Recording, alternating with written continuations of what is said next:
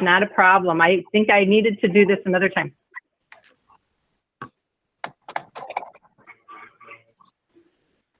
All right, so I'm looking at everybody who's here. Lisa, we've got it started to record.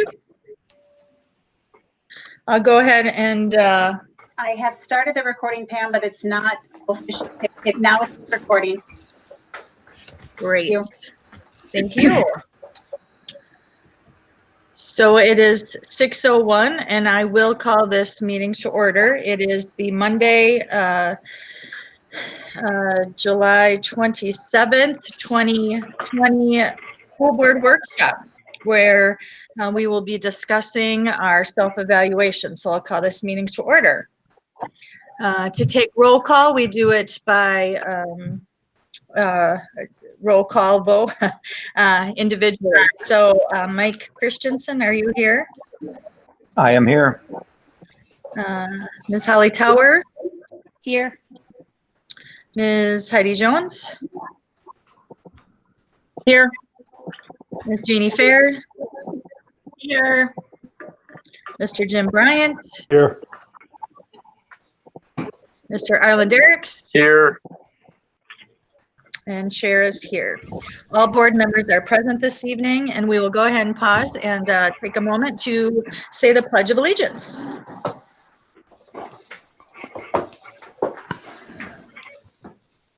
I pledge allegiance to the flag of the United States of America, and to the republic Republic which stands one one nation, nation, under God, under God, with liberty and justice for all. Justice for all.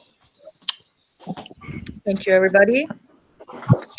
Now we'll go ahead and as we start, Gail, all of our school board meetings, we share our vision and mission. And so the mission of the Red Wing Public Schools is to educate and inspire all students as they realize their full potential and become respectful, responsible, and productive citizens.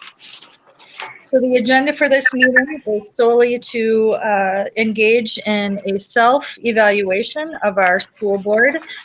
Back in May, our school board did conduct a survey of all members, including our superintendent, Karsten Anderson, and we answered several questions.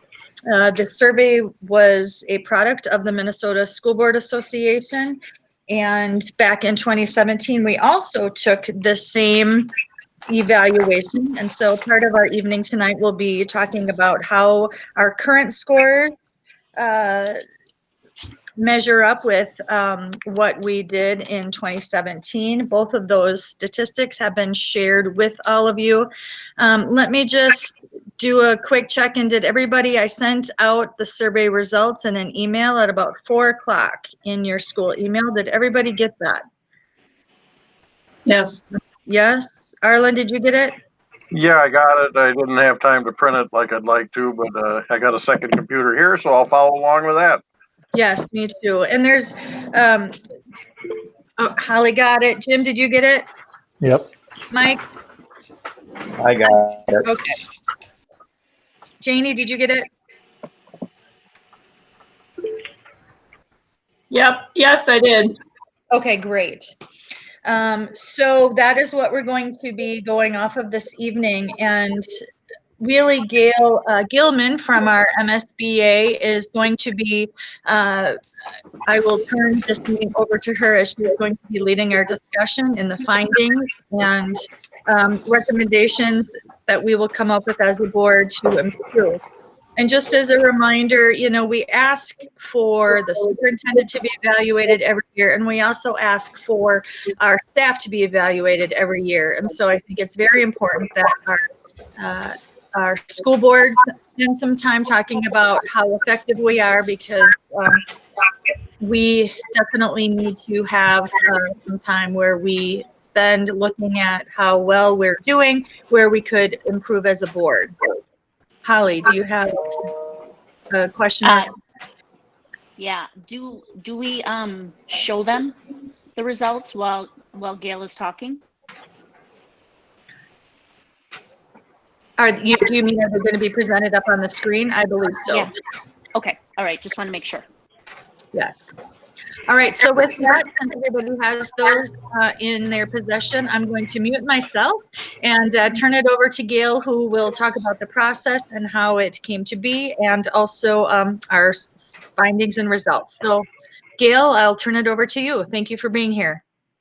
Oh, thank you so much, Pam, and thank you to the board members, including Superintendent Karsten, for arranging for this meeting this evening. I'm excited to visit with you about the results of your school board self-evaluation, and your chair, Pam, did a nice job in explaining that doing the school board self-evaluation is part of your strategic governance that we recommend through MSBA. So it's an opportunity for you to align the goals of your district, which should be part of your strategic plan goals, with the goals for your superintendent, along with the goals for you as a board team. So I'm pleased to be here to share that assessment. And it is interesting that you did, the board in 2017 took the board evaluation as well. And so you in the report have both 2017 and now 2020. Well, on behalf of the Minnesota School Boards Association, I would like to offer sincere thanks to you for your ongoing association membership. And it's our pleasure to serve you throughout the year. And as you know, we have many resources available for you as board members that we can assist you. And you probably have had even more contact with us in the last few months as it relates to the pandemic and probably equity as well. A few ground rules for you this evening to kind of set the tone, and then I will introduce myself, and then I'll have you do quick introductions as well, so you can be ready to unmute your mics as needed when we do the introductions. So just ground rules of where I will lead you through this evening and walk you through. I will talk about the board team. As your chair, Pam, mentioned, your superintendent also took the school board self-evaluation. At MSBA, we see you as a team. It's not the superintendent over here and the elected board members over here. You need to be intertwined. If you can see my fingers, you need to be intertwined, because as a board team, you cannot do your work without your superintendent, Karsten. Your superintendent, Karsten, cannot do his work without you as well. So I always like to say that up front as a premise, and you'll also hear me say the words board team a number of times this evening. Throughout the evening, as we're together, let's look at open, honest, constructive, respectful communication. And I will be able to, I think I'll be able to see if people are raising their hands. I may not, and so I may need some assistance on your end, but we'll make sure that your questions get answered and your comments are available for the entire group to hear. If you do have questions, make sure that you do ask those. And we are scheduled for 2 hours. If we go over, I'm happy to stay as long as you need me. Usually we look at 2 to 3 hours, but I think right now you're scheduled for 2 hours. And for that reason, I don't think that there'll be a need to take a break. But if that is the case, I will rely on board members, your chair, Pam, and your superintendent, Karsten, to make sure to let me know that that is something that you need. And then as I begin, I also want to say thank you, elected board members, for the work that you do in your role as a board member. I know that you have a lot of other things that you do in your lives. We'll learn a little bit more about that in just a second, but I do want to offer sincere thanks. Your role is a fun one, an exciting one, a challenging one, a hard one, and it's become very, very interesting in the last few months as you've looked at the challenges with distance learning and all the new terms that you're learning and all the new laws and policies and things like that. And then in addition to that, we have had the challenges with the civil unrest, issues of related to equity and racism in our state as well. And so my hat's off to you. And I say that as a former board member. Like you, I sat behind the board table. I never got to do virtual meetings. We were always at the table. So I can't even imagine how you're doing this, but you all seem to be handling it very well. And so I do salute you. And likewise, I want to do a shout out to your superintendent, Karsten. This is a time that the shoulders need to be even more broad than ever. And so there is additional responsibilities and weight that have been placed on your shoulder shoulders as well. So thank you to all of you for the work that you have been doing, ongoing and especially now. A little bit about myself. From the introduction, you know that my name is Gail Gilman. I work with Minnesota School Boards Association. There I serve as the Director for Strategic Planning and Board Leadership. I joined MSBA in 2017. Prior to that, I had a long career with the University of Minnesota. I am a graduate, both my bachelor's and my master's from the U of M. They are in family and youth education. Worked 26 and a half years for the U of M with the outreach portion of the university called Extension. So if you're aware of 4-H clubs and the work that Extension does, that was the role that I played. And I actually served in the specialized area of family resource management. I segued my education to work with Minnesota Board on Aging for about 11 years. I covered a 27 county area of southwestern Minnesota. And then in 2017, had the opportunity to join the team at MSBA and have thoroughly enjoyed it, thoroughly enjoyed working with board members like yourselves and bring that expertise, the experience that I had on my board, which was New Ulm. I served on the board 2 years, and during those years, I served as vice chair and clerk. So had an opportunity to serve in a leadership role as well. That probably are the key takeaways for me. And I think now we'll let you take a minute to introduce yourselves. And I'm going to jot some notes for myself too. Really what I'm wanting to hear from you, your name and the number of years you've been on the board. And when you're not at the board table, what hat do you wear? Are you working somewhere? Something, just kind of a highlight that you'd like to share about yourself. And maybe for ease of moving around, I can see Pam. So Pam, we'll maybe start with you. And then how about Jim, Janie, Heidi, and then we'll go on to Holly and Arlen. That'll kind of give you a heads up. And who am I missing here? A face that I can't see maybe. Mike. Well, Mike, okay. And then we'll get Carson as well. So, okay, hi there. So Pam, we'll let you go ahead.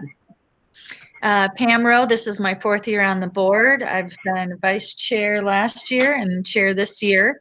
When I'm not doing board work, I work part-time as a grief counselor for Mayo Clinic Hospice here in Red Wing. I'm the mother of 3, so if I'm not doing board work and social work with hospice, then I'm chasing kids around to all of their sporting events, which we love, and happy to be doing that again. And I believe, Jim, you're next.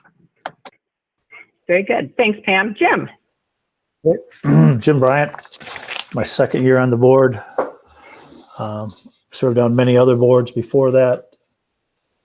What am I doing in my spare time? Empty nester, so I don't have to chase kids around, but I look after kids. Go to our cabin, work, retired twice from 2 jobs. I work now as an insurance company, I manage an insurance company. Very good. Thank you, Jim. On to, was it Janie next? I think so. Yep, I'm Janie. Okay. I am my 8th year of being on the Red Wing School Board and really involved in a lot of nonprofits in Red Wing. And like Pam, I chase around 4 kids all around. So, and a huge Vikings, Gophers, Twins big fan. So I'm very happy that I got to watch football this weekend.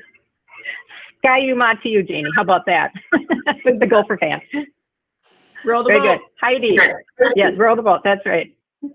Hi, I'm serving my 12th year on the Red Wing Board. This is my last year on the Red Wing Public School Board. I do serve on a director of a couple other boards, as you know.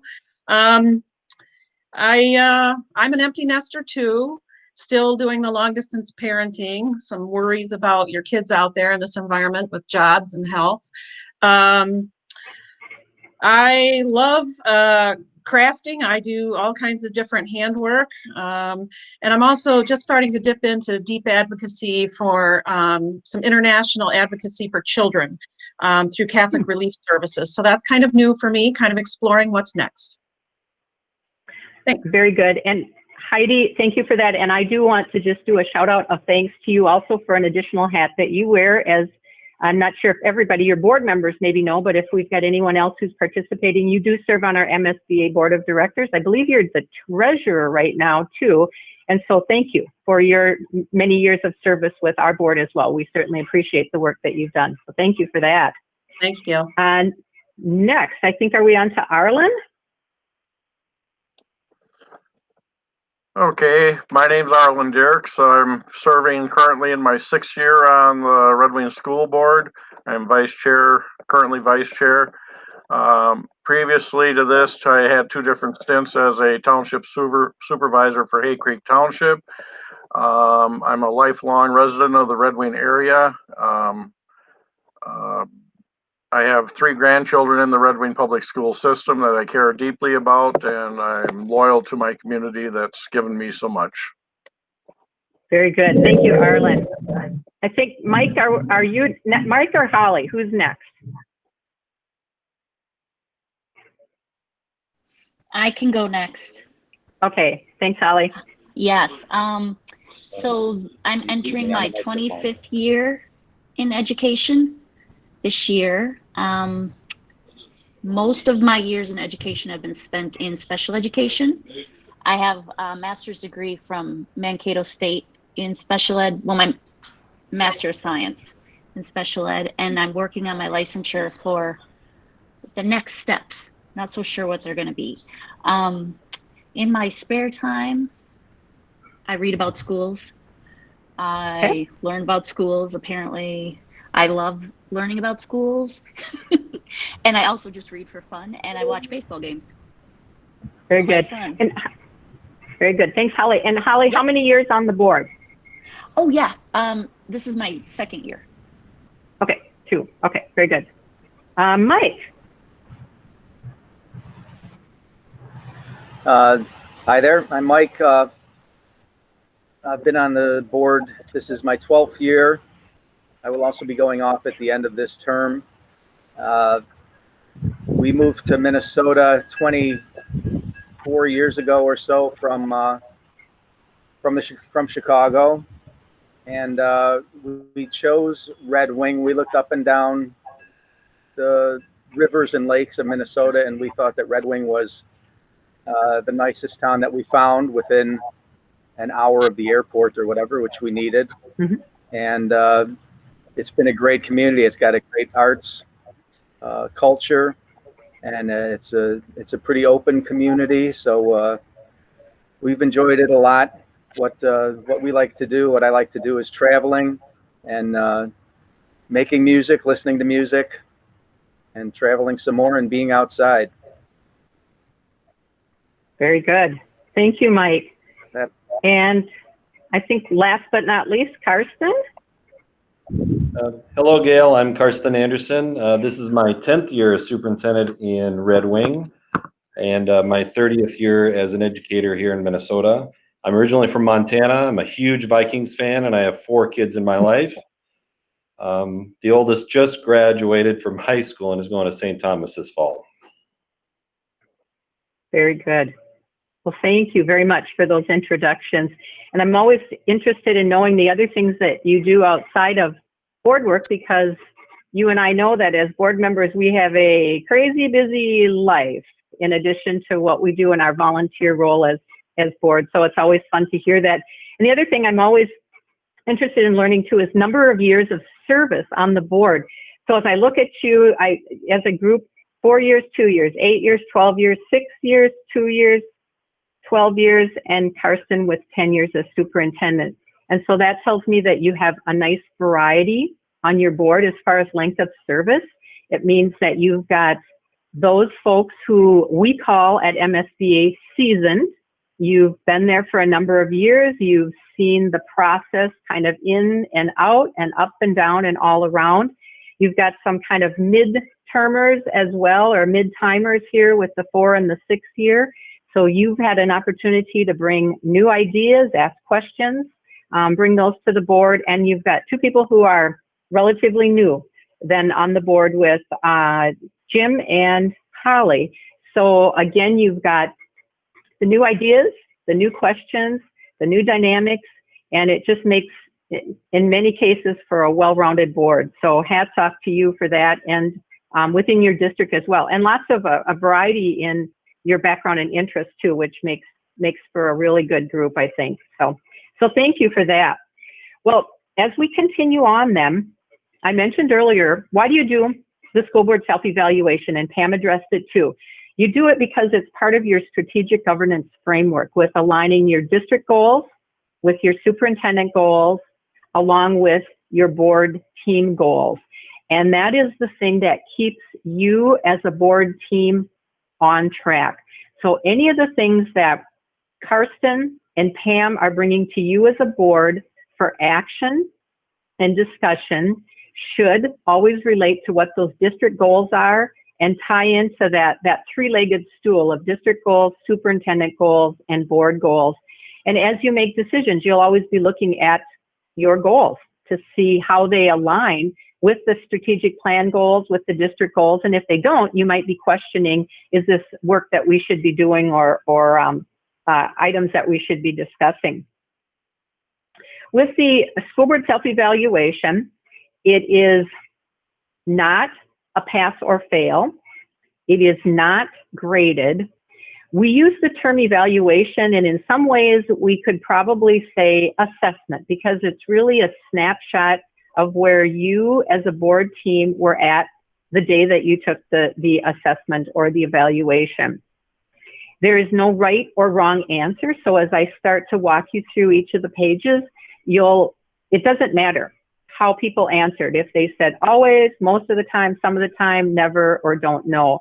What matters is the topic, the answer, the particular question itself, and the standard that it relates to. And then doesn't mean that there's opportunities for discussion. Does it mean that a board member or two doesn't feel that they're very clear on that particular topic? And you'll know a little bit more about what I'm talking as soon as we dig in here in a second.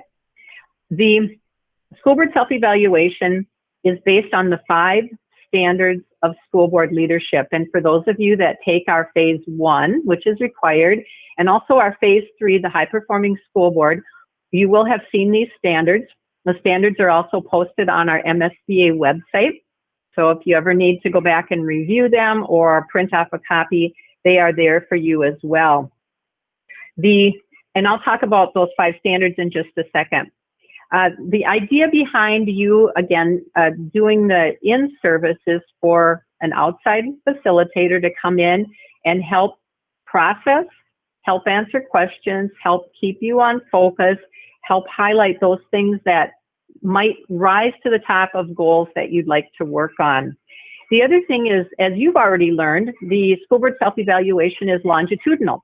So if you take it once in 2017 and now you've come back in 2020, you'll have those longitudinal results.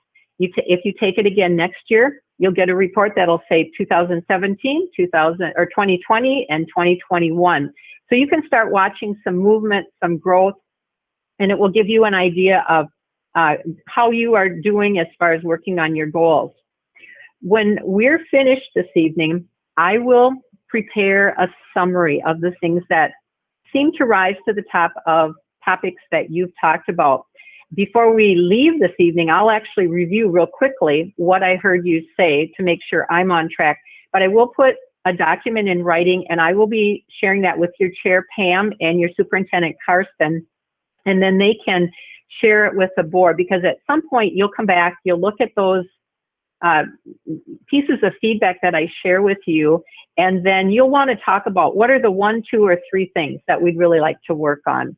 So that's where we're headed with reviewing the evaluation. And as Pam said before, and we all know, everyone is evaluated so within the school system, so why not set the tone for the rest of the school district with the board team being evaluated as well. So I'm just going to pause for a second. Does anybody have any questions, comments for me, something you're wondering about before we dive in?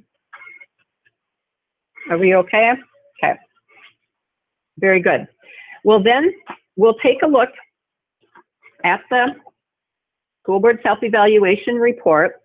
And thank you to Pam for sending this out shortly before your meeting. Usually when we're not working and living in the virtual world, we'd be doing this in person, and you would not have received this ahead of time. You would have gotten your copy when you arrived at the board table this evening. And so I worked with Pam to get it out to you a little bit before we met, so that if someone wanted to print, they could do that, or at minimum you could have it available so you can scan it. And so what you'll find in this report, and we call this our full report, the cover page indicates to you that Red Wing completed this in 2017 and 2020. The next couple of pages talk about some of the things I just said to you as far as analyzing the results. So I won't go into those. And then as you get to the fourth page in, you will see a horizontal bar graph that looks like this. And I'm going to start with that horizontal bar graph, explain to you what you're seeing, and then we'll go into the individual standards. So what you will see here is standard number 1, conduct and ethics. And conduct and ethics is how you as a board team work together, communicate with each other, trust one another, respect one another. And a lot of the things in standard 1 tie into your code of ethics policy that you, I'm sure, have as a board. Standard number 2 is vision. And vision is your big picture of where the school district is headed, not only now, but 3 to 5 years from now. And I would suggest this is probably one of the most important things that you do as a board team, is your vision for the school district. And you create that vision by working in concert with your superintendent and with the other administrators. Structure, standard number 3. These are the pieces that it takes to operate a school. So it's the physical and the non-physical pieces of the school district. Physical, the obvious, the school buildings that you have. The non-physical would be, well, staff, technology, curriculum, all the pieces that go into making school happen. Standard number 4 is accountability, and this is being accountable for student success for all students. So it's monitoring scores, it's looking at data, it's trying to determine if you're providing and how you can provide the best education for all students in the school district. And the last standard, standard number 5, is advocacy and communication. And with this one, it's how you communicate with all the stakeholders, whether it's your internal stakeholders, your students, your staff, regardless of whether they are licensed or non-licensed staff. And it's also how you communicate with your external stakeholders, those people that are living in the community, those people that are partners in the community, business partners, and those people that pay taxes. So internal and external. And with this one, I always say that as a board member, it is so important for you to be able to tell your story of the things that are going well within the Red Wing School District. If you can't be an advocate and a cheerleader for your school district, you may want to question why you're on the board. And so for you, advocacy and communication is very, very important. And we'll talk more about that as we walk through the survey results. And the other thing that I do as I look at the horizontal bar graph is I take a look at the percentage of responses, always, most of the time, some of the time, never, or don't know. And I always do a quick total of the always and most of the time. I've learned, and probably no surprise, that all of us answer questions differently. So a question that I might say always, the next person might say most of the time. So I always look at what I call the blue and the green combined. And the goal for a board should be to move towards that 50% mark of always and most of the time. And so you can see from just a quick glance, you're well on your way in, I think, pretty much every category. For example, Standard number 1, 17% most of the time, and then you've got a lot of some of the time. And so that's probably going to be the category you're going to want to work the most on. Vision, 26% said always or most of the time. Structure, standard number 3, 43% said always or most of the time. Accountability, standard number 4, 24%, always, most of the time. And standard 5, advocacy and communication, 29%, always or most of the time. And now I'm going to pause for a second again. What questions do you have related to that bar graph and what you're seeing?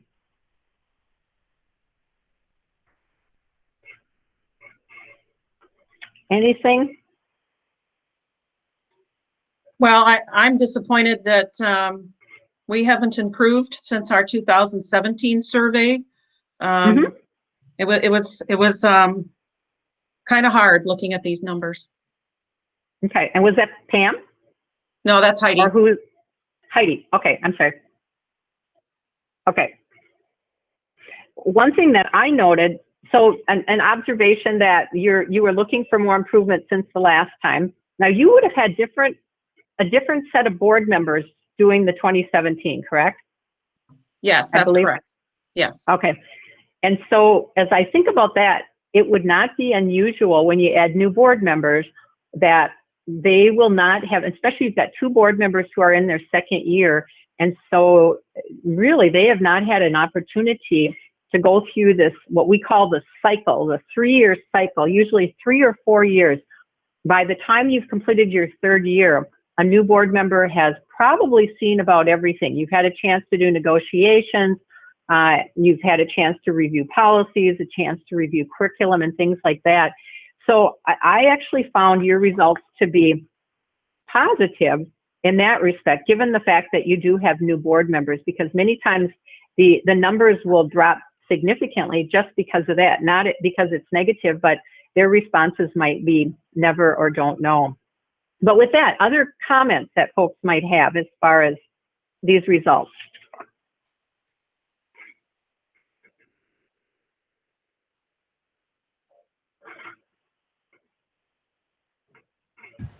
Okay.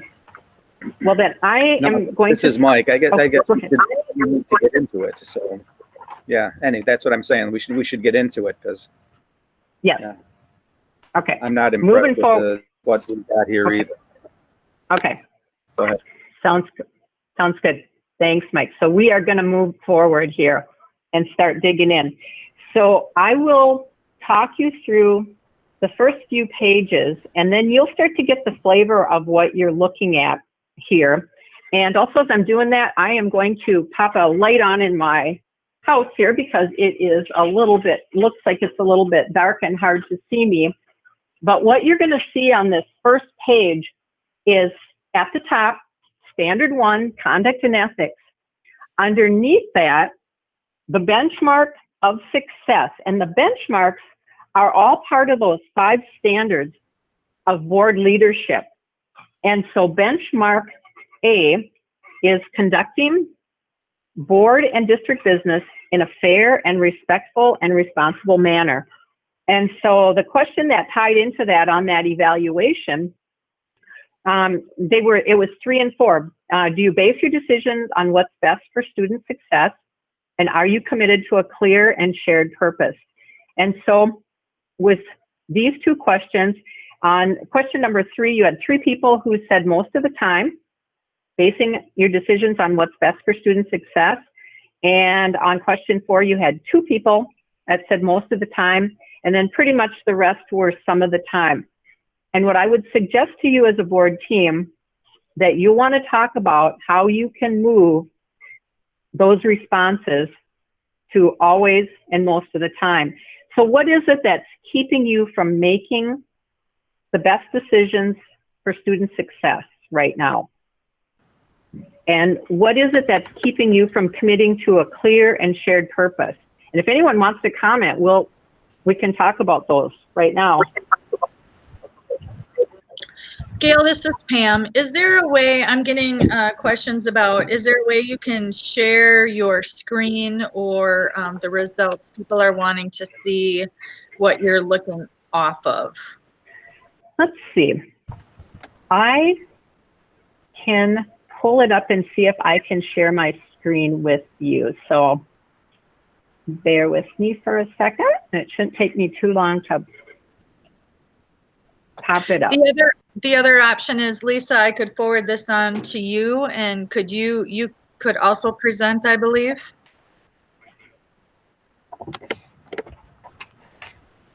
That is correct. I can do that if you want me to.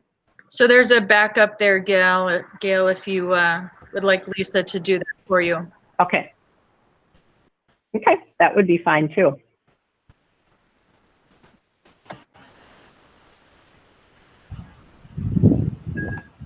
And I'm going to pop it up just in case Lisa is having problems with that.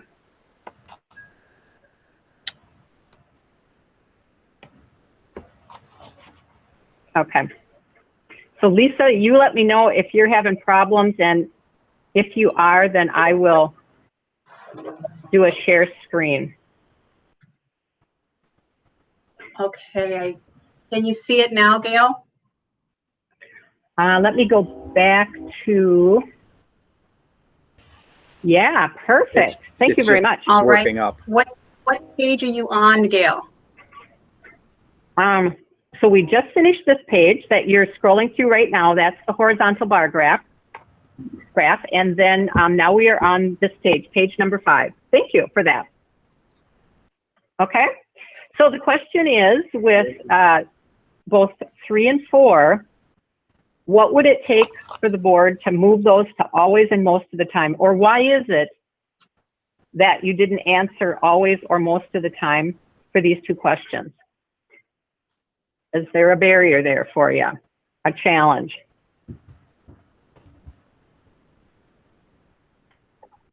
I think a large challenge is population destooping.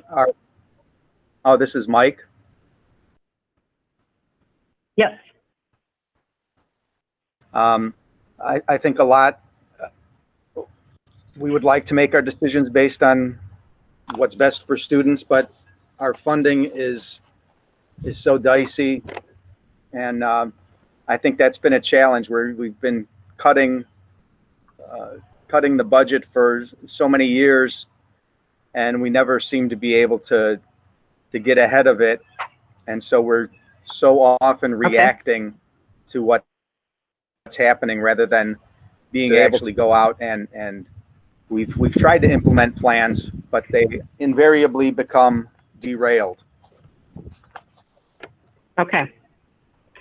So it's not because you're not trying, in other words, but you've got other barriers out there. Okay. Does anybody else want to? Tend to agree with that. Okay. And who is that? That's Mike. Or Mike, was that still Mike? Okay, sounds good. Thanks, Mike. Yeah, Anybody else want to comment?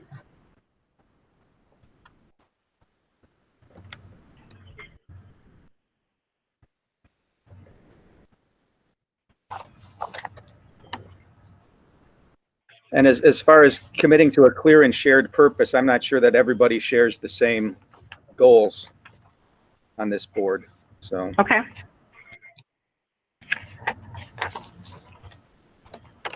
So does anybody else want to comment on question 4? Is there a feeling that you're not all sharing the same goals? I would agree with that. This is Heidi Jones. Okay. I think we have changing demographics here that we need to be really honest about. And I think our staff are really aware, but I'm not sure that the board is as plugged into that. I think we have the challenge, as do many boards in Minnesota, about being homogeneous in a way. I mean, we know that we have varied interests, but we're all white middle class, and we have growing diversity in this community, both with socioeconomic status. We struggle with a high special ed identification also for the needs for those kids. And then we have growing growing ethnic diversity also, and then and everybody has a little bit different piece, you know, of the perspective. So I think that's a real challenge for us. And one of the things we talked about in policy committee is if staff is doing staff development on a particular issue, how can board members access that kind of training too in a respectful manner that doesn't maybe intersect with staff, because you need some separation there. But so I think that would be one of the solutions, to just be a better informed board with more perspective. I think we have some equity challenges here for sure. Okay, sounds good. And that's not unlike a lot of boards, but that's a good summary. Does anybody else want to add anything to that as far as the clear and shared purpose? Go ahead, Janie. She had something to share. Yeah, I guess mine would go back to a little bit of question 3, just to bring it back there a little bit. Okay. I do think that we all, you know, every board member is going to come on with some things that they're interested in or worked on. You know, I agree that I think we have to shared purpose to student success. I love that. But I do see us, I'm sure not unlike other districts, a little bit slow to change. And I think it takes us a lot of time to finally kind of make some decisions that are directed at student success. So I don't know, you know, I guess that would be a question more for Karsten or other staff of how can we, you know, possibly make, you know, changes in our district quicker. But I know in government, that's a long process also. So I've been really proud of, especially in the last couple of years, of some of the changes we've made now to really be directed at student success and kind of individualized schools and stuff. So I do think that has to happen in every school, though, as far as just with different laws and how programs special ed have to be implemented. We don't have a lot of choice at times. So then we're you know, we're dealing with blow ups, and then we have to look at what other districts do. And so, but I think we're adapting better, and I really like some things that we're looking at for the year to come if we get back into school. So okay, very good. Well, thank you for that. So those might be a couple of things, and as we move ahead today, those might be a couple of things that you talk about as a goal to work on in this coming year, of having that, basing your decisions on what's best for students, and also the clear and shared purpose. I'm going to keep us moving on to page 6. So Lisa will have you scroll to page 6 as well. And here, the benchmark of success under conduct and ethics is ensuring the board is accountable and open to the public, including seeking divergent perspectives in its decision-making process.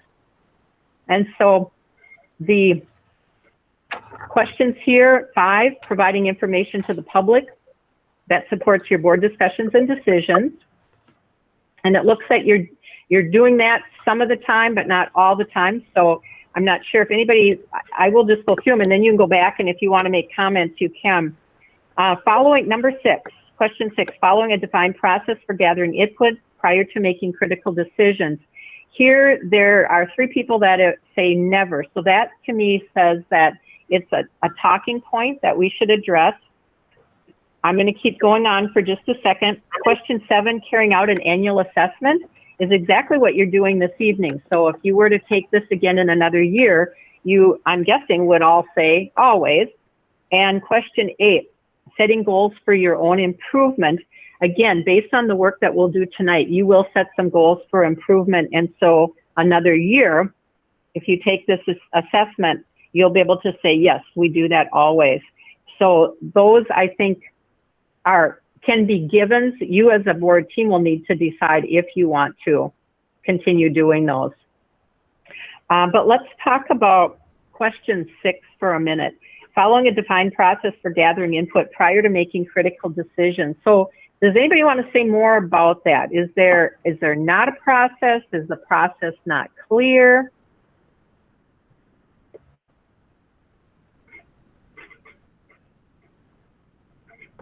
This is Pam. I would say that our process is not clear at all. I'm not sure that I've ever, a lot of times gathering input happens at a board meeting, and So we spend a lot of time trying to get the information that we need at a board meeting, and it'd be very helpful and probably more efficient of our time if we had a very strategic way to get the information that we need.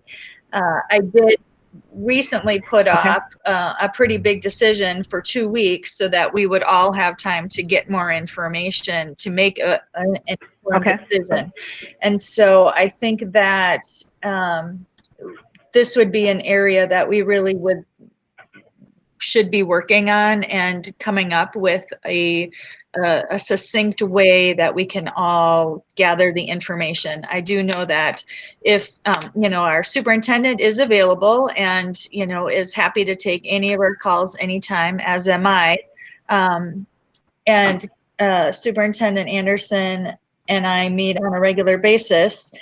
But how do we get all of that in, the information that is needed for critical decision making? How do we get that information to each board member so that they do feel empowered to make a good decision? Right. So usually you'll want more information. The larger the decision, the more information you'll want. I'm curious, do you have regular study sessions, work sessions during the month? Or what's your meeting makeup? We have 2 board meetings and then 1 workshop. So the workshops have now been focused very heavily on topics. We could really use a work session. We do a lot of work in committees, and then we bring them to the larger board, but we oftentimes will rehash out so the whole board knows exactly how we made those decisions and why we made those decisions. And not necessarily always just going with what's recommended. It's important to ask those questions, but I feel like we do spend a lot of time in our school board meetings rehashing everything that we did in the committee meetings. So those are that's some of our procedures. Mike has something to add to that. Okay, go ahead, Mike. There's a severe lack of trust on the board for the committee work that is being done. People want to, they don't want information to make decisions. They object to the decisions, or they're getting input from other sources that contradict the decisions, the information that has supported the decisions. And so we spend a lot of time in board meetings, like Pam said, rehashing the same material. We've been denying our administrators the power to run their own schools because people on the board think that they can do a better job, and I think it's a major failing of being on a board to think that you are suddenly the boss of the school district. You're one of many, you're one of 7 guiding the superintendent who is guiding the administration. It's not the school board is hiring and firing people. The school board is disciplining people. That's not how we're supposed to work, but some people feel that's the way it should be working. Okay. Well, maybe I'll just interject. Well, go ahead, Mike. And then Heidi, did I see your hand raised also? Yes. Go ahead.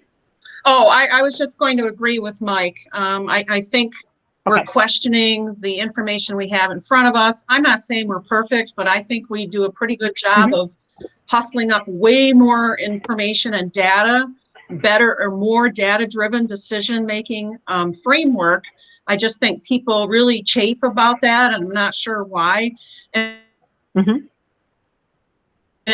we've weighed in a lot since I first got on the board 12 years ago, and I think we do need to trust our committee work and trust our board members that are doing their best along with staff partnership to get that data out. Okay. So I'm curious, it begs the question, what does your committee structure look like? For Pam, Karsten, how are committees set up right now? Gail, I can jump in. This is Karsten. And we have a pretty robust system of committees. There are about 4 primary committees, plus we have some groups that negotiate. So, for example, we have operations, personnel, policy, and finance. They meet once a month, unless we have a special meeting here or there. They have their own projects or tasks that are routinely done. And, we write up notes from the meetings, and then we share them at the next school board meeting. So those committees do a lot of the bulk of the work in terms of preparing items for the full school board. Okay. So thank you for that. So then let me toss out to the board. If that's something that's holding up the group, is it time to look at your committee structure? Or is it time to have more of what you normally would have done in committee work done during a study session so that everybody could be a part of it? Or what's holding up the trust from the committee work to the board table? And there's no right or wrong, just what are thoughts on that? That might help that process move more quickly. So this is Heidi. I'm going to jump in again. We've discussed recently, at least in the policy committee, about a recommendation to perhaps change the nature of the names of our committees. We're contemplating maybe putting finance and operations together, keeping personnel, keeping policy and legislative work, and then adding a teaching and learning committee, because when we look at the current committees, they're all focused toward sort of resource management, not necessarily focused on student achievement. So it's more about managing the resources of the district. So that is, I think, a positive recommendation that would be more aligned with our strategic educational plan. So I'll just offer that. Okay. Anybody else have any other thoughts, ideas that you'd like to? This is Janie. I just have a couple questions on how that could happen, whether it's Heidi's or your recommendation. I think, again, when we talk about having elections every 2 years, we have obviously different board members that change every year. So would we see that committee structure possibly change, every 2 years? And maybe that's okay. But then my second thing being that, I think to get people that have jobs, full-time jobs, stuff, I am getting a little bit concerned on the time commitment for some people as far as how many meetings happen and workshops and study sessions and stuff. And I know, we all have 3 Monday nights that we put in a good, 4 to 5 hours. So I would add, and I know it's very hard as chair to have short meetings, whether it be Heidi or Arlen or Pam, all of us have had hard times figuring that out. So, but I know it's something we need to work on, but I would just throw that out there of how often do we change committees then? Is it something we decide on every 4 years or every 2 years? But I like the idea. I think we do need to kind of shift things around a little bit. Okay. Arlen, did you have something you wanted to add? Yeah, just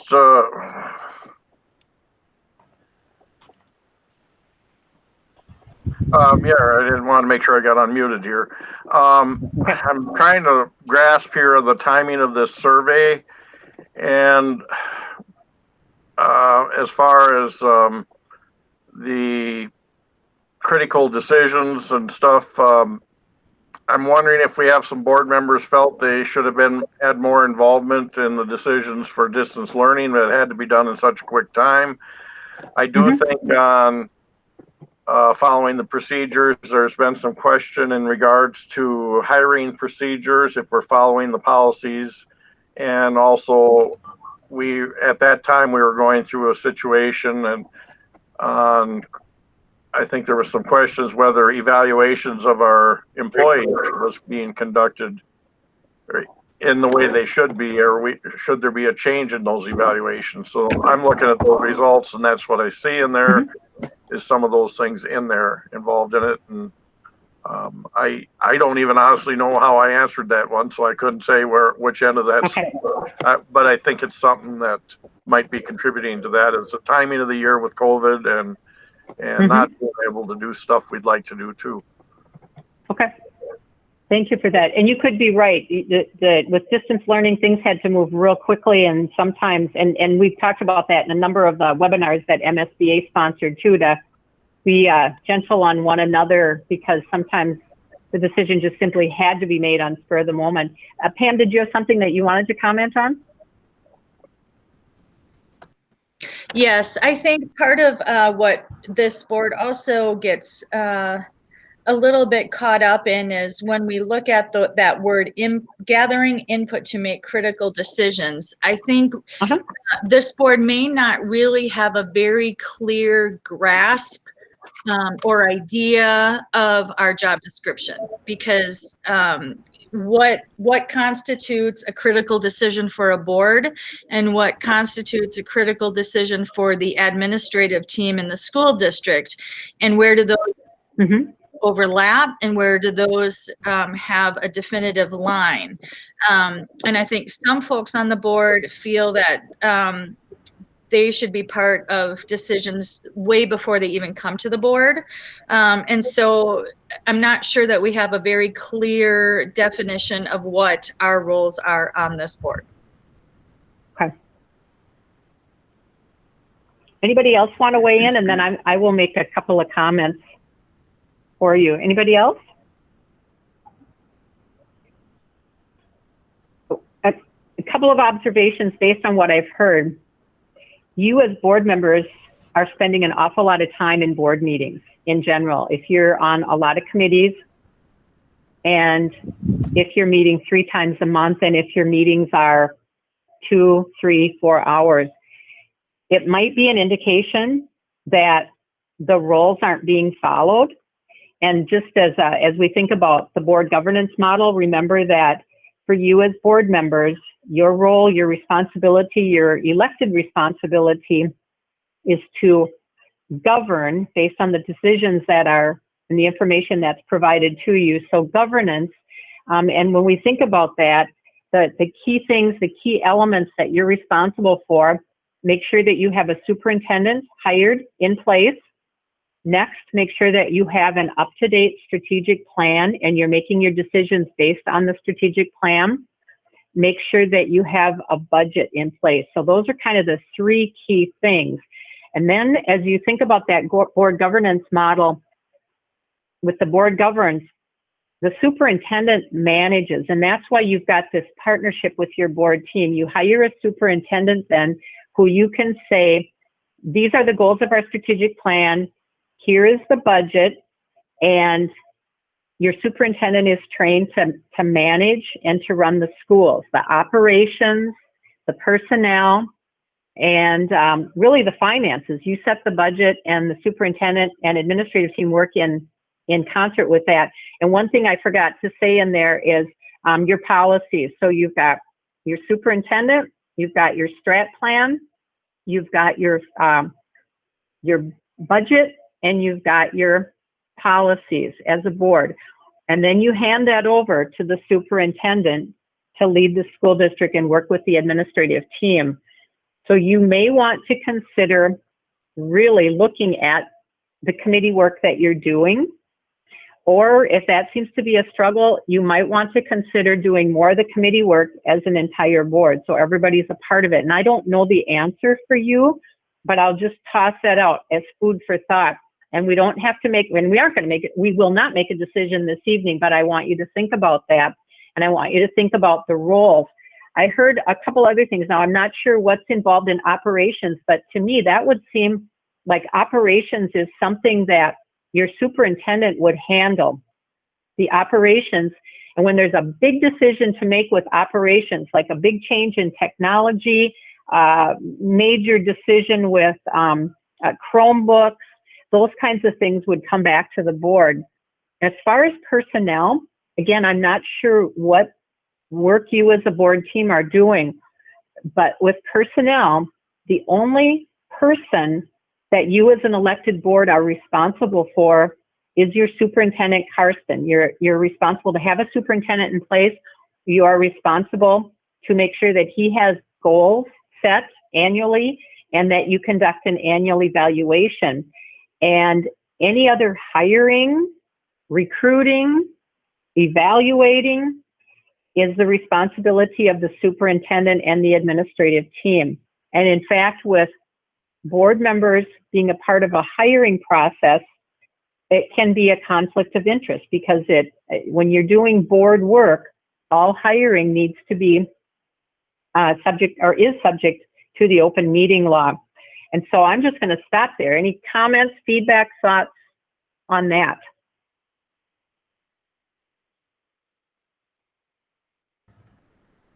Mike, do you have something? Yeah, on the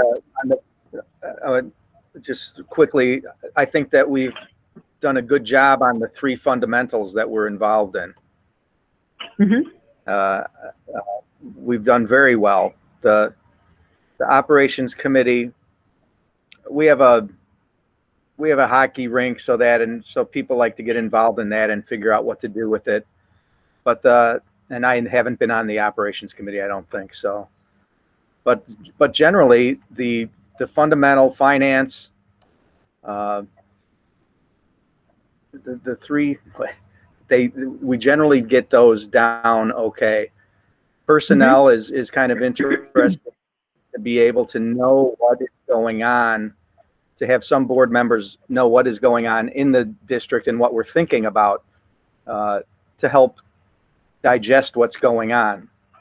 And but yeah, we need to trust our administrators, because if we don't trust our administrators, they're not going to trust us, and they're not going to want to work here. And that's a problem. And thank you for that, Mike. And if there are issues with that, those are conversations that you as a board team need to have. If there are trust issues, if there's you feel something is not being run appropriately, questions. But for the most part, as you think about board governance, you as an elected board member are the big picture folks. And then that's why you've hired a superintendent and your administrative team to take care of the day-to-day operations. And in fact, most of you have a lot of things on your plate right now that why would you want to be that interested in the day-to-day? Any other comments or thoughts on that? Agree, disagree, things that you'd like to explore with that? This is Heidi. I would agree. I think that's a great way to kind of reassess, are we in the right lane as board members versus the manage as oversight, big picture folks versus the management issues, because I think we're getting lost a little bit in the weeds of management.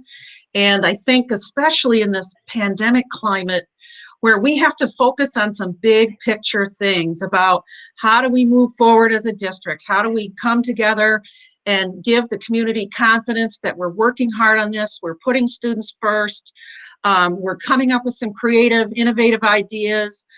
We are working in partnership with our staff about making some difficult decisions. And of course, we're becoming aware that there's some really big equity things that have always been there, but are now a little more naked to see that we have to deal with. And so that's where I really want to be part of a team that is focused on the big work. And I really don't want to be an office manager or a human resources person. I know that's not my job. It's all very interesting and fascinating, and I really respect our staff, but I think we do kind of need to rebalance our framework and kind of ask ourselves, are we in the right lane? So I'm okay. That's my end. Okay, sounds good. Holly, I think you wanted to speak. Yeah, I'm going to say this as gently as I can, but no, I do not trust our board chair and the decisions that have been made. And I'm extremely concerned with some of the boundaries that are crossed. So I'm not going to say specifically what they were. And when I hear the new people kind of want to come in and not do what we tell them to do, it's concerning. We're not here to do what you told us to do. So it's a board. And the bullying that's gone along with that is insane. Okay. You know, Holly, this is Karsten speaking. I'm wondering if you could say superintendent, not school board chair. I'm sorry, Carson, I didn't hear you. I'm just wondering if you meant to say the trust isn't with the superintendent. I think you said school board chair, but I think you meant. Oh, no, I meant school board chair. Oh, sorry. Yeah, I know what I meant. Okay. Jamie, I think I saw you wanted to speak as well, correct? Correct. Yeah, I'll try to keep this quick too. I have confidence in our board chair. It's an extremely hard job, but what I want to comment on is I do think I know that it is our job to watch the taxpayer money, and so I do kind of, I do understand, when people want to come on the board and question and different things like that. I believe it is our job to make sure that things are done in an efficient manner. I think it's how we do that and how we implement those questions that maybe we're struggling with a little bit. Currently, I think it happens a lot on the surprise factor, and we're just, again, it kind of goes down to that committee form of when we're not able to have kind of questions in a full board time where people can, talk about those and be very clear with what their concerns or questions are. So I just kind of wanted to add that perspective, because I really do think it is our job as a school board member to be watching where funds go and to question things. So.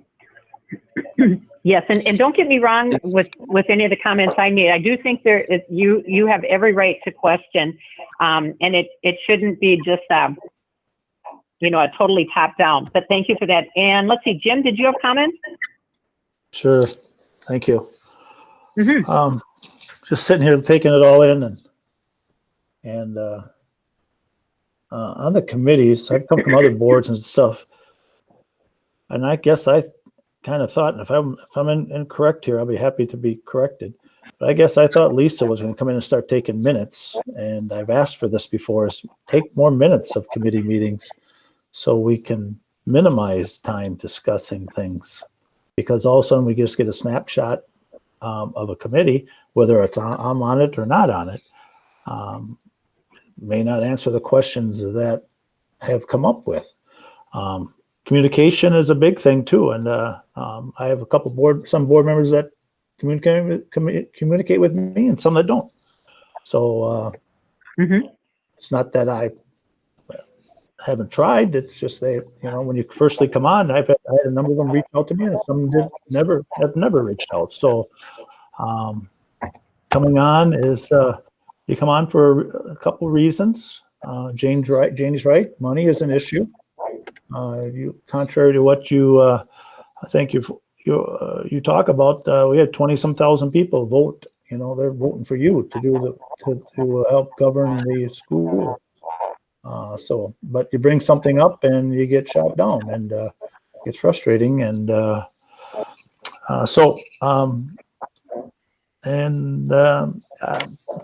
don't think it's no secret. I don't have a lot of trust in our superintendent. I'll be honest. I can go back and tell you, he's probably called and talked to several of you, but it's been months since he's reached out to me. So I kind of hard to trust somebody if they don't even reach out and talk to you or communicate with you. And sure, I could get I could call him and communicate with him, but I don't work for him. He works for me. One of 7. So.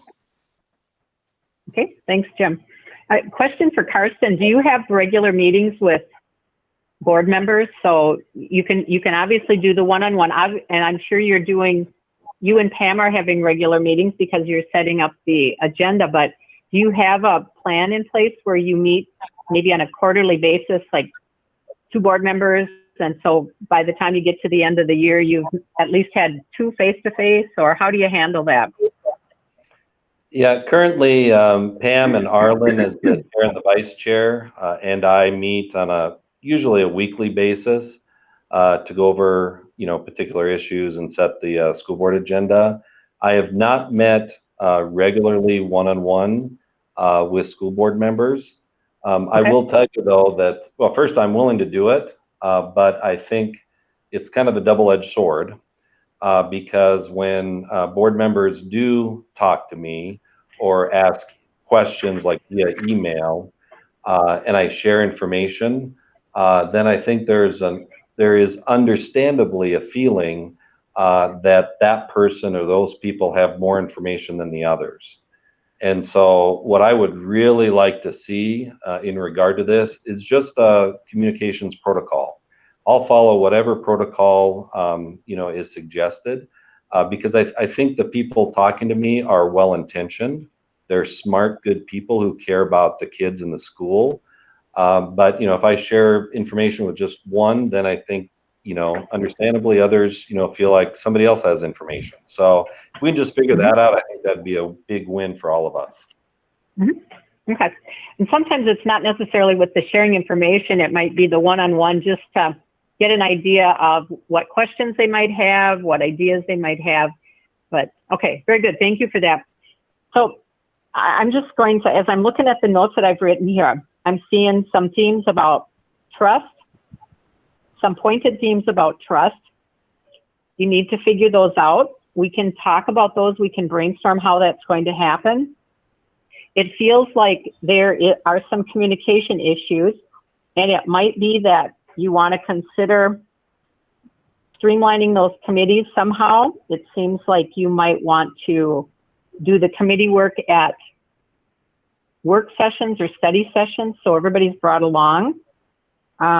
You've got at least a couple people who are not feeling comfortable in their role on the board, and that is not the direction that you want to head for any one of you, obviously. So definitely some things that should be talked about. As I put my feedback together, I'll mention some of those for you to think about.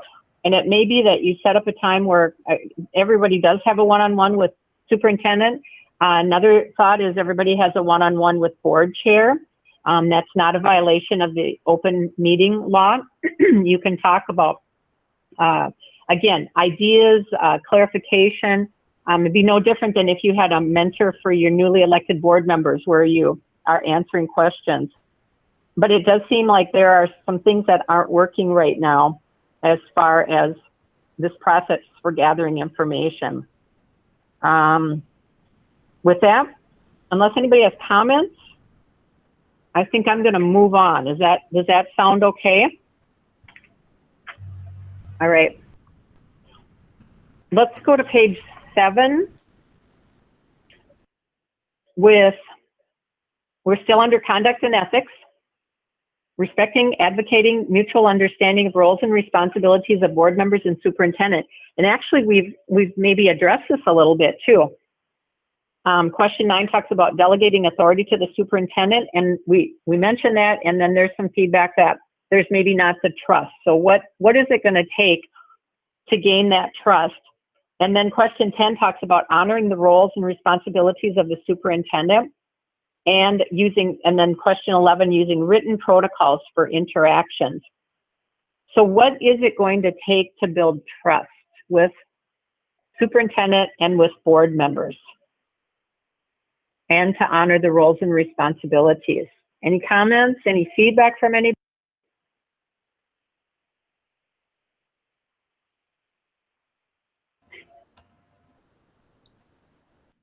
This is Mike. Occasionally feedback comes from board members, and they're concerned about something, but they don't say what it is that they're concerned about. They won't flesh out what the problem is, but they insist that there's a problem, and it's left up to somebody to try to figure out. And I don't think that's helpful to try to solve a problem. If there's something that's there, then if you're the one who knows it's there and nobody else realizes it, then you need to illuminate the problem and not couch it in language that somebody's failing to do their job. Okay. I would agree with that. This is Pam. I've made it very clear that I am more than willing to meet with people to answer concerns or questions that people have.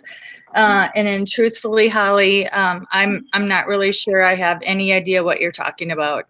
I'm a pretty open book, and so I'm happy to have any conversation anytime, and I've stated that to you on several occasions. And so I think part of that, what you just said, Mike, I've actually tried several times in the past several weeks to call you, Holly. I've tried to email you. I've tried to text you, and you haven't been able to respond to me. So it's very hard to have a communication and a dialogue when I feel like it's been completely shut off. So I don't really feel like that's a healthy way to conduct board business. I'm happy to meet with you anytime or have a conversation with you so that I understand clearly what the concern is.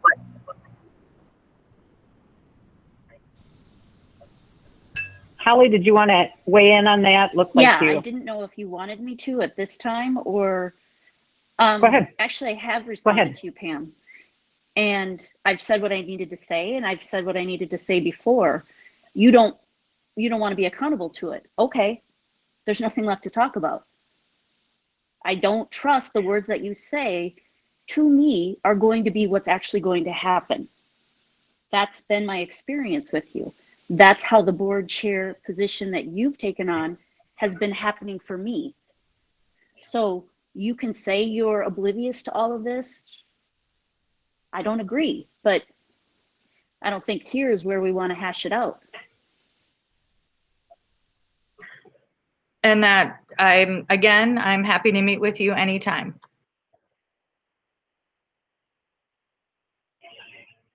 So I will just interject here. Obviously, there's something that's been broken down or has broken down with a few of the board members. At some point, you need to resolve those differences. There's a much bigger picture that you are looking at. And I mean, I wasn't obviously not there. I don't know what has happened. At some point, you need to agree on a new common ground and put the past behind. There's a lot of huge decisions that you need to make right now. Work that needs to be done, decisions that need to be done. And so you probably want to think about how you can do that. I'll try and make some suggestions for you too. Arlen, did you want to weigh in? It looked like you wanted to make a comment. Yeah, maybe I shouldn't because I don't know what all's behind everything here on this particular instance, but I think sometimes, in my opinion, the board thinks the chair has a larger amount of authority than what I think. I guess my idea, I'm a past chair of the board. The board chair's role is to run the meeting in an orderly fashion, work with setting the agenda and getting things together for our meeting. And in certain situations, is the one that is maybe informed of some confidential things that shouldn't be shared very much at that time. And that board chair is also the go-between that has the actual legal connection to our legal department if they ever needed to investigate something on the administrative side of the board without going through the superintendent. But I could be very wrong on this, but I don't think the board chair has that much authority other than they're the front of the school board and conduct the meeting and allow comment. So I'm just going to leave it at that. And quit, I guess. Thanks, Arlen. And that was well said. That's exactly what I would say about the role of the board chair. One of the things that I know is common, we get questions in the office about the board chair, and sometimes there is a sense that a board chair is withholding information or not sharing. Sometimes that truly is by design, that your superintendent needs at least one person on the board that they can, quote, bounce ideas off of and run scenarios past in confidence to really get kind of a flavor of where you might head in decisions that come before the board. And so sometimes it does feel like that, and probably is the case. But beyond that, as a board chair, there's no more power than any of the rest of you. Your power is at the board table. The only thing the chair helps is bouncing ideas off of and helping to get that agenda set up. Holly, did you have something you wanted to say? Did I see a hand up, a comment? Yeah, as I was unfortunately making something, I left my microphone on, so I wanted to apologize. I would really like to hear people take more accountability for how they may have treated others and stop making excuses for us to move forward. So, for instance, when somebody lashes out at you and then they apologize, but then they continue to do it, the apology doesn't mean anything. And that has happened quite a few times.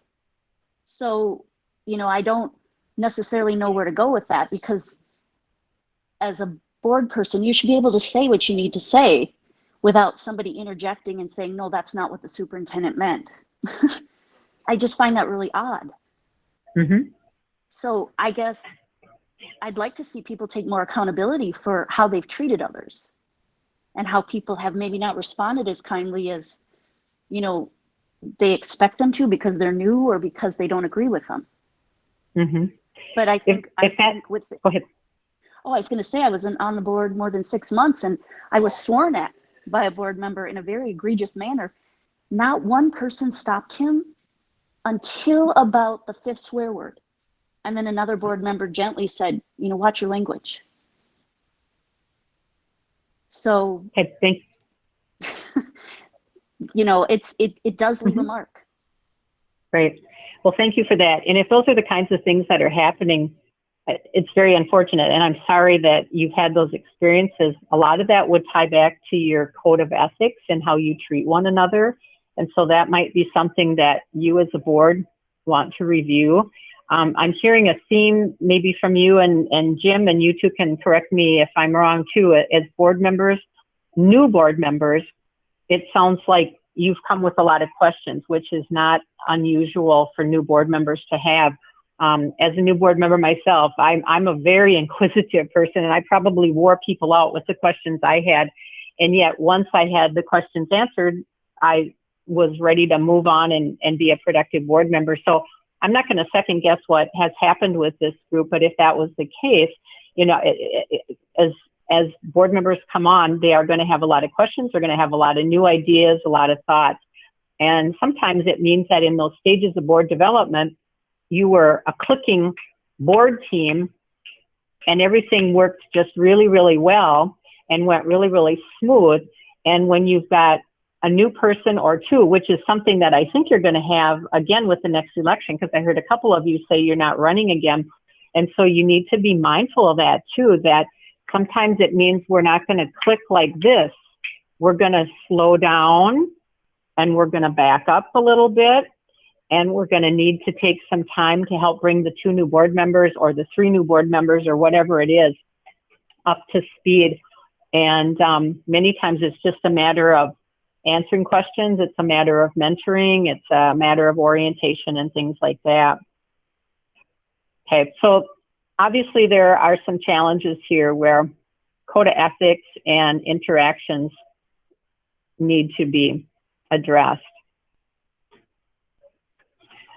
So I'm making notes here for you. I'm going to keep us moving to page 8. And I'm also watching the time here for us too. And so with the questions here, we're still talking conduct and ethics. We're talking about policies that are based on research practices. I will just say that the policies that you are using start out as MSBA model policies, and basically those are considered a researched policy. Our staff, pretty much specifically Terry Morrill, will base new policies on recent legislation or any other issues that are affecting you. And so the next time you respond to this, you can most likely be assured that you are governing based on research-based practices. And when you get those model policies, you have the opportunity to adapt, revise, or adopt as is. And I'm sure you've probably done all of the above. Sometimes there's nuances in the Red Wing School District. That means you can't adopt it as is, so you need to adapt it or revise it. And The next one, focusing your policy decisions on what's necessary for all students. So hopefully if you've got those policies adopted, you're managing by the policies. And as far as 14, collaborating across the region, there are a lot of ways that you do that. It can be collaborating through the governmental relations team at MSBA. It can be opportunities through your own professional organizations. It can be the times that you're able to go to a summer seminar, leadership conference where you're able to collaborate. So I'm not so concerned about your responses there. And unless there's questions or comments, I'm going to keep us moving on to page 9. And in this one, it talks about healthy relationships, communicating supportively, inspiring, motivating, empowering others, and exercising influence in a positive manner. And question 15 talks about an opportunity for stakeholders, staff, students, and others to make presentations to the board. And maybe just with a nodding of the heads, is this something that is happening at board meetings and at study sessions? A principal might come in and address the group. Students might come in. Is this happening or not happening? Happening or not happening enough, maybe? I would say we need more. I think it's an opportunity for our professional, this is Heidi, an opportunity for our professional staff to inform us, but since we tape our meetings, it's also an opportunity for the public to learn and get to know our people, get to build some trust with the community. I think in the past we have tended to stay away from maybe deeper discussions we should have had, and had more interaction with our professional staff. But this year, with the change in adding the workshop, I think it is adding hours to our work, commitment to the board and the district. But I think it has had a lot of value for us to really spend some time with staff and dive into why aren't our students achieving better at the high school? Why is the class achievement rate not good? And I think ahead we have an equity discussion that I'm really looking forward to, because I think we're lacking in some understanding there. So I think we haven't done as well in the past. I think we're doing better now. I still think we need to manage the time a little better. And I think we need to have more teachers and students highlight their programs and spend, 15 minutes at the board to maybe showcase what that is. Sometimes we've done it, sometimes we don't. I would like us to develop a best practice about that. We encourage that, we welcome that, we want to see that at the board level. But often it changes with the nature of what the board chair sees as important or a priority or how they want to spend their time.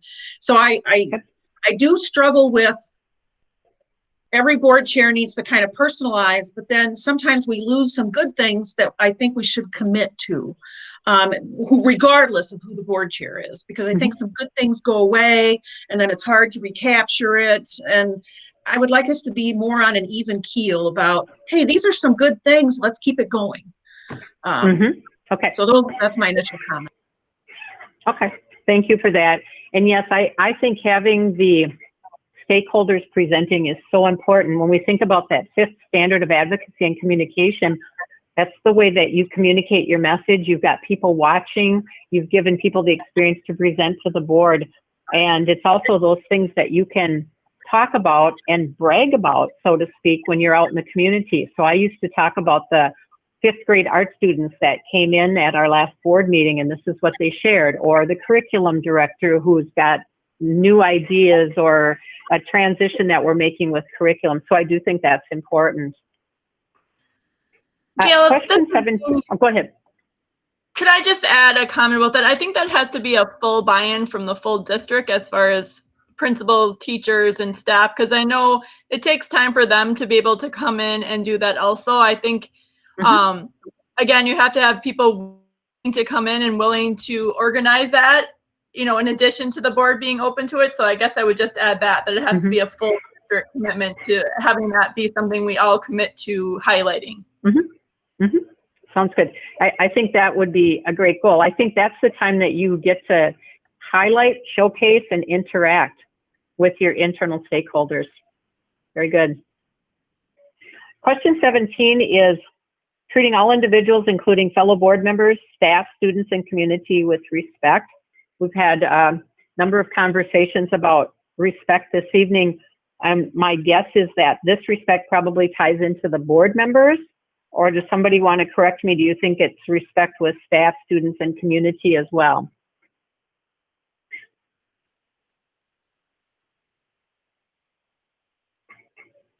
I I'll think it jump goes all in. the way I down. think, go ahead, Okay. Holly. Yeah, I was just going to say, it goes all the way down. It starts at the Okay. top and it's trickled all the way down. Okay. I think that is well stated, because the respect needs to start right here at this board table. And if you're not respecting and communicating and trusting one another, it really does trickle down. It becomes the focus in your community. It becomes what the staff are talking about, whether they're licensed staff or non-licensed. It's the things that kids take home with them. It's what the media highlights. So I would just really emphasize how important it is to have that trust and that respect. One quick story: when I was on the board, a good friend of mine who we had a huge, awful decision in New Ulm. Some of you might be familiar with, we have two small communities that are part of our district called Hanska and Lafayette. We had schools in all three, and we got to the point of having to make a really tough decision of closing down one or both of the small communities schools. And after going through months of discussion and budgets, and we were a split board, and it was not pretty. And the media took over on us in many, many ways. And in the end, we did not look good individually or as a board team. And I remember one of my friends on the board, and actually we were on the opposite sides, and I remember him saying to all of us at that point, he said, you know, when we come here at the board table, we got to communicate, we got to trust, we got to respect. We don't have to like each other, but we gotta make decisions on what's best for all students. And then he turned and he winked at me and he said, you know, if we like each other and get along, that makes it that much easier as well. And I've never forgotten the words of that person who now has actually passed away. But I will just toss that out to you as food for thought, because that leadership is starting right there at your board table. And even this evening, we've got community members, staff that are listening in, and they're hearing these discussions. And so however you can repair those differences and move on. And in some cases, it's going to need to be one-on-one discussions. You're going to have to start little by little, but I'll toss that out for you. And I'm going to move on to page 10, question 18. We're still under conduct and ethics, and we're talking about working as an effective and collaborative team. And I think some of the same themes, the things that you've talked about earlier this evening, are really reflected in your responses here too. When you talk about working with the superintendent to achieve mutual trust and commitment. And that is something that as board members, you're going to need to put aside your differences, and you're going to need to come together to learn to work together and trust one another. And then there are some other things in here. I'm looking at question 21, working with the superintendent, sharing the responsibility for orientation of new board members. And I guess I'll ask Jim and Holly, since you were the two newest board members, was there an orientation for you, mentoring for you, or a mentor assigned as you came on the board?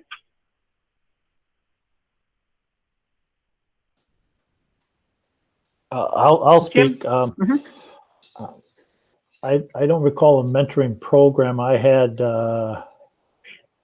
3 of them reach out to me to meet and discuss and say they're always open to have a conversation. And then being Holly and I knew, and we just reached out to each other and talked. I went around and met with whoever wanted to meet with me on my own through I think Carson sent out an email, and about half of the leadership staff responded back. Not all of them did. Some did, had great conversations. So other than that training down in Rochester through the MSBA, and then I'm trying to navigate through the conference in January. Mhm. I don't recall. Maybe Holly does. Okay. Or she had something. I Okay. don't know. Okay. Sounds good. So yeah. Go ahead, Holly. Mhm. Yeah, I was just going to say real quick. I met with Arlen right away.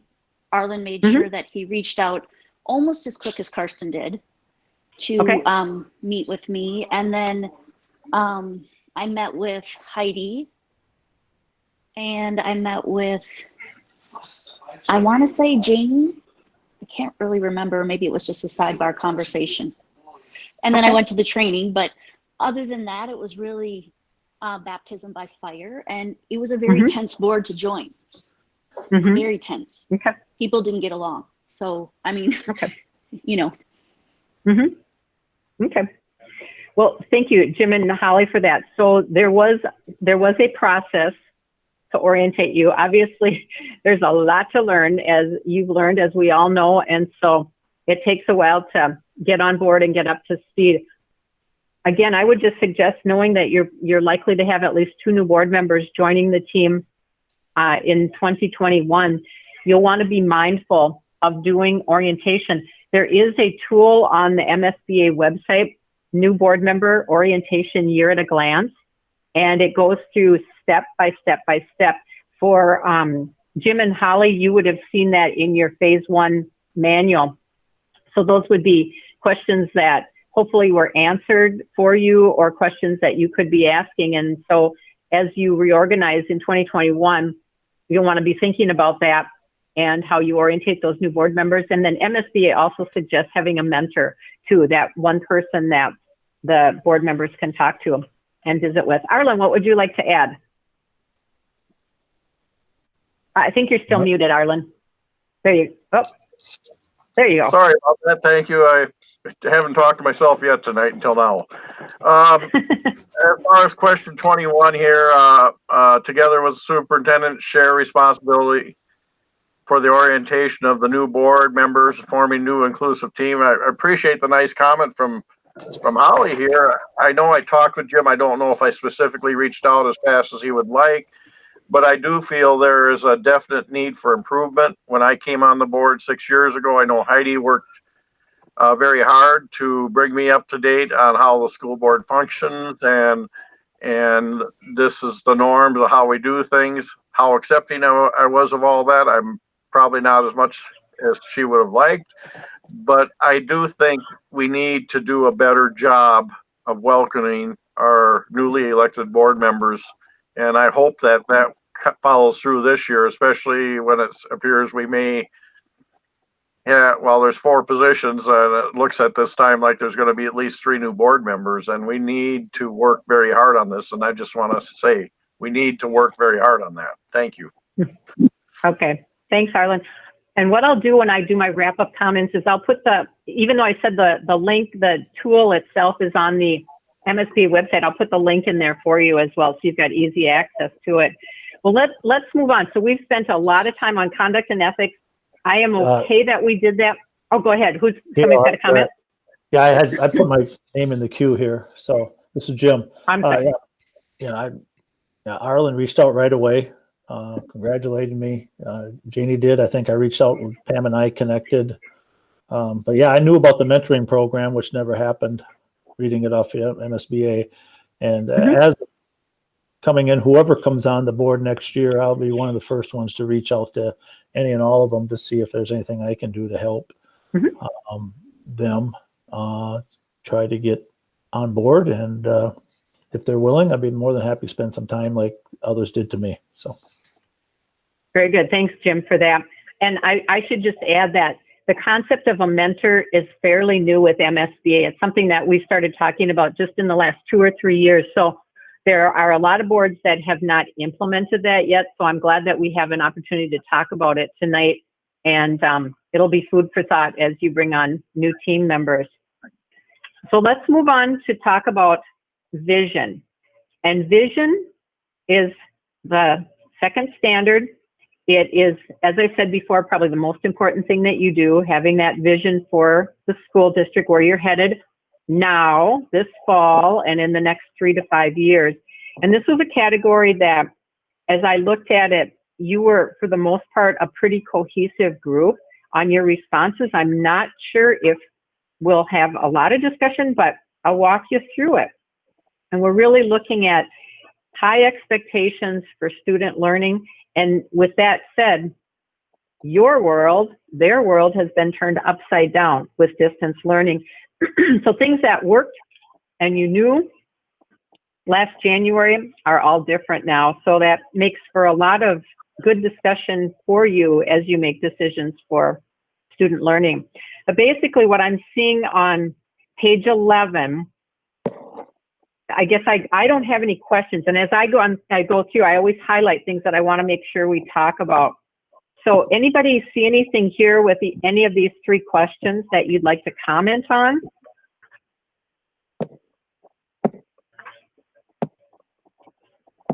We're looking at collaboration, both, again, all pretty much student achievement. I'm going to move on to page 12, same thing. Looking at a vision that's shared and supported by the school and the community. And question 25 talks about making sure stakeholders are a part of your decision-making process with the district's vision. So however you can include stakeholders in, the better off you'll be. There's a lot of buy-in that way. Gail, this is Heidi speaking. You know, when we talk about stakeholders, I want us to be really cognizant of, you know, when we provide outreach, there are still a lot of people who can't do it for whatever reasons. They don't have transportation to come to a physical meeting. They've had bad experiences with the school district before, either as a child in their own district or background. You know, so I think there's been a tendency to say, hey, look at this. You know, we've got people turning out, which is good. You know, we've got to do it. But I also am very aware of who's not at the table. You know, that we have anywhere from 30 to 35, 38% free and reduced population here. And that went up even higher than that after the 2008 recession. So a lot of things have changed for folks. And I think we're going to see that shaking out again through the impact of the pandemic. People have lost jobs. People have lost resources. You know, they're struggling. To help their kids get through distance learning. We know all of those challenges. I think we need to be really careful as a district, though, about who's able to come and respond to this, you know, the outreach we do, and then really trying to get a handle and maybe approaching other communities that we don't hear from so much, approaching them in a different way so that we can get some feedback and some input. So I think we're going to have to, I think that's going to be a challenge going ahead. Okay, thank you for that. And that really ties in as you take a look at page 13 under vision. Now we're talking more about your district plan or your strategic plan, whatever term that you use. And so here we're talking kind of the same things. How do you collaborate on that strategic plan? Do you base your decisions on the goals of your strategic plan? And are you continually monitoring the goals? So the idea being that, again, all of your decisions that you make are tied into that strategic plan. So as Pam and Karsten are bringing an agenda before you, if there is an item on that agenda to purchase Chromebooks, there should be a link back to your strategic plan that says this ties into our focus area of student achievement and goal number 1, which is delivery or something like that. And I think you get the idea. So always be discriminate of that. And then continuing on page 14, again, it's looking at reviewing student achievement regularly, having high expectations for all students. Ties back to what Heidi was saying, high expectations for all students, but making sure that there's accessibility for all as well. So any questions or comments about anything you saw there in that category of vision that you'd like to make? This is Janie. I would say that we need to get a lot better about, you know, we spend a lot of time, and I know our educational plan and strategic plan are really well done, and I think there's some great stuff in that. but we do need to get better of actually tracking it and doing the goals and talking about student achievement, related to it. So I would also agree with that. I liked your ideas about putting it within the agenda, within each, idea of keeping us focused on that. I know Carson does a good job of doing that within his superintendent note, but I think we got to go further. And that was a disappointment with our company or business that we had hired for our strategic plan, kind of whole planning session, is that unfortunately I just don't think we got a good deliverable at the end of how to purposely track some of those things. And maybe we just need to go back to that and figure out a way to do that ourselves. But I don't know if Kirsten can maybe comment on that a little bit, because it's been a while since I've been privy to kind of that discussion. So Karsten, do you want to add anything? There we go. Yeah, I know that we had developed several vision cards that included specific measurements. I think one of our issues, though, is that it was too much information. There were too many metrics, and so it kind of got pushed aside. We could easily revisit that so that we could set it up as sort of district-wide information. Okay, thanks. Arlen, did you have a comment you wanted to add too? Did I see your? I think you're muted yet.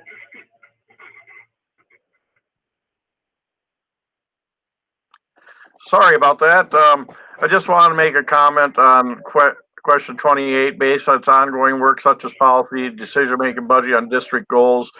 I just want to compliment our chair. I know Pam stressed that she wanted our strategic plan, educational plan in every one of our board packets, and it's right after the Pledge of Allegiance and the agenda to make sure that we focus our board decisions on that. And so I'm giving real high marks here because of the leadership that we have on that issue. Thank you. Good, thanks for commenting on that. Very good. And I will just add, with your strategic plan, Karsten, Pam, if there's anything I can assist you in and just taking a look and making some suggestions, if what you've got does seem too complicated or whatever, I'm a resource for you. I'll just toss that out. Let's move on to structure, standard number 3.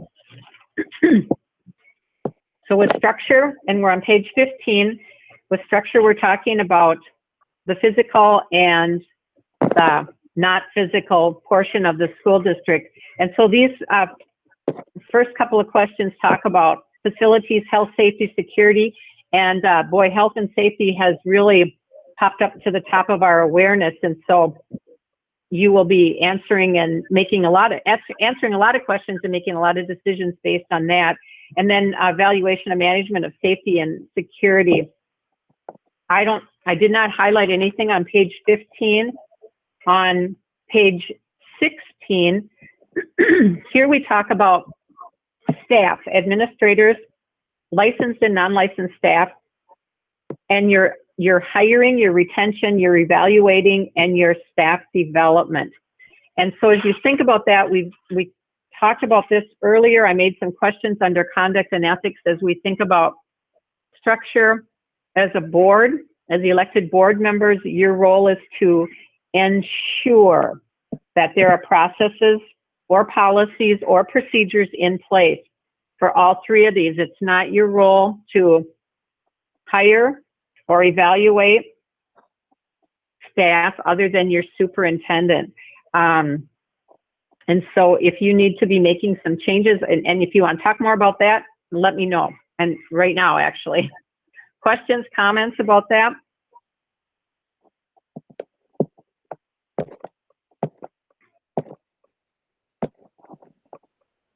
I guess this is Heidi again.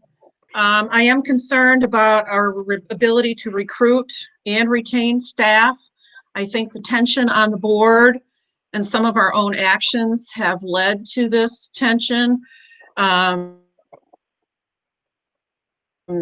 I tough anyway with teacher shortage and our geographic location where we're just outside of the metro area, so we can't, but actually it's within commuter distance. So We can't compete with what's offered in metro districts for salary and benefits.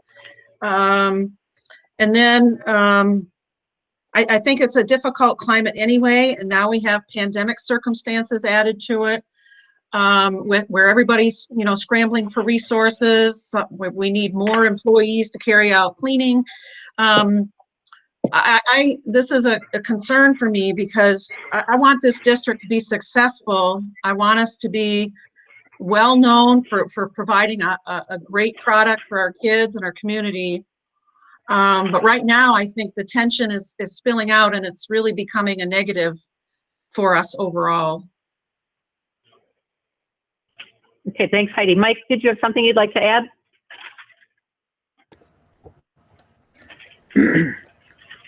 Yes.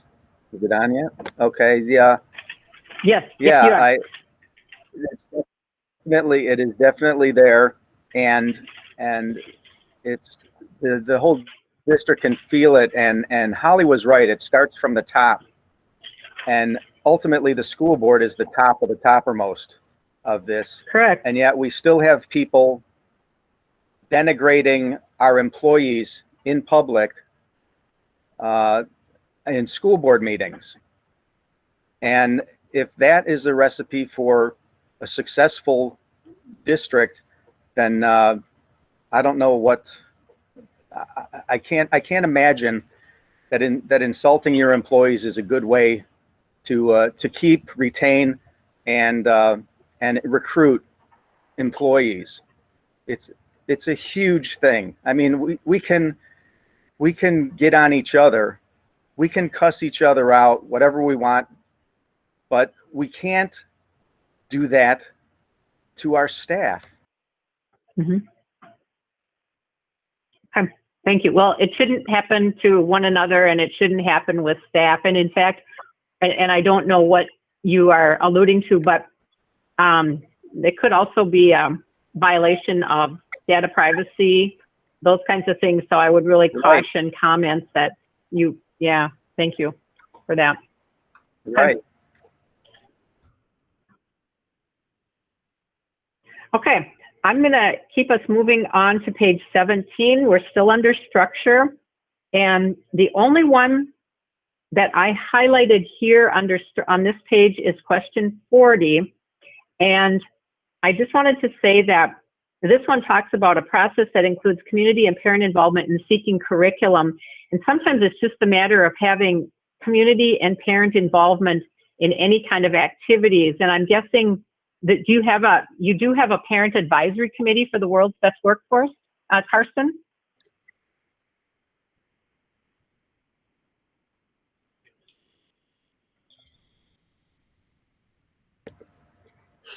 That would be a no. Sorry about that. I have to enter my actually- password every time I log in here. Okay. I know that Beth Borgen was responsible for that for several years. I don't know if there was an actual working committee of parents that okayed that World's Best Workforce report or not. It may have been channeled through another committee, but that is definitely something that we should focus on. Yeah, that is a requirement. So I'll just put a star by that one in my notes for you too, that you'll want to, if you've gotten off track with that, that's when you'll want to get back on track. And in fact, you could, if you haven't already, tie that right into your strategic plan too. So, okay, thanks for that.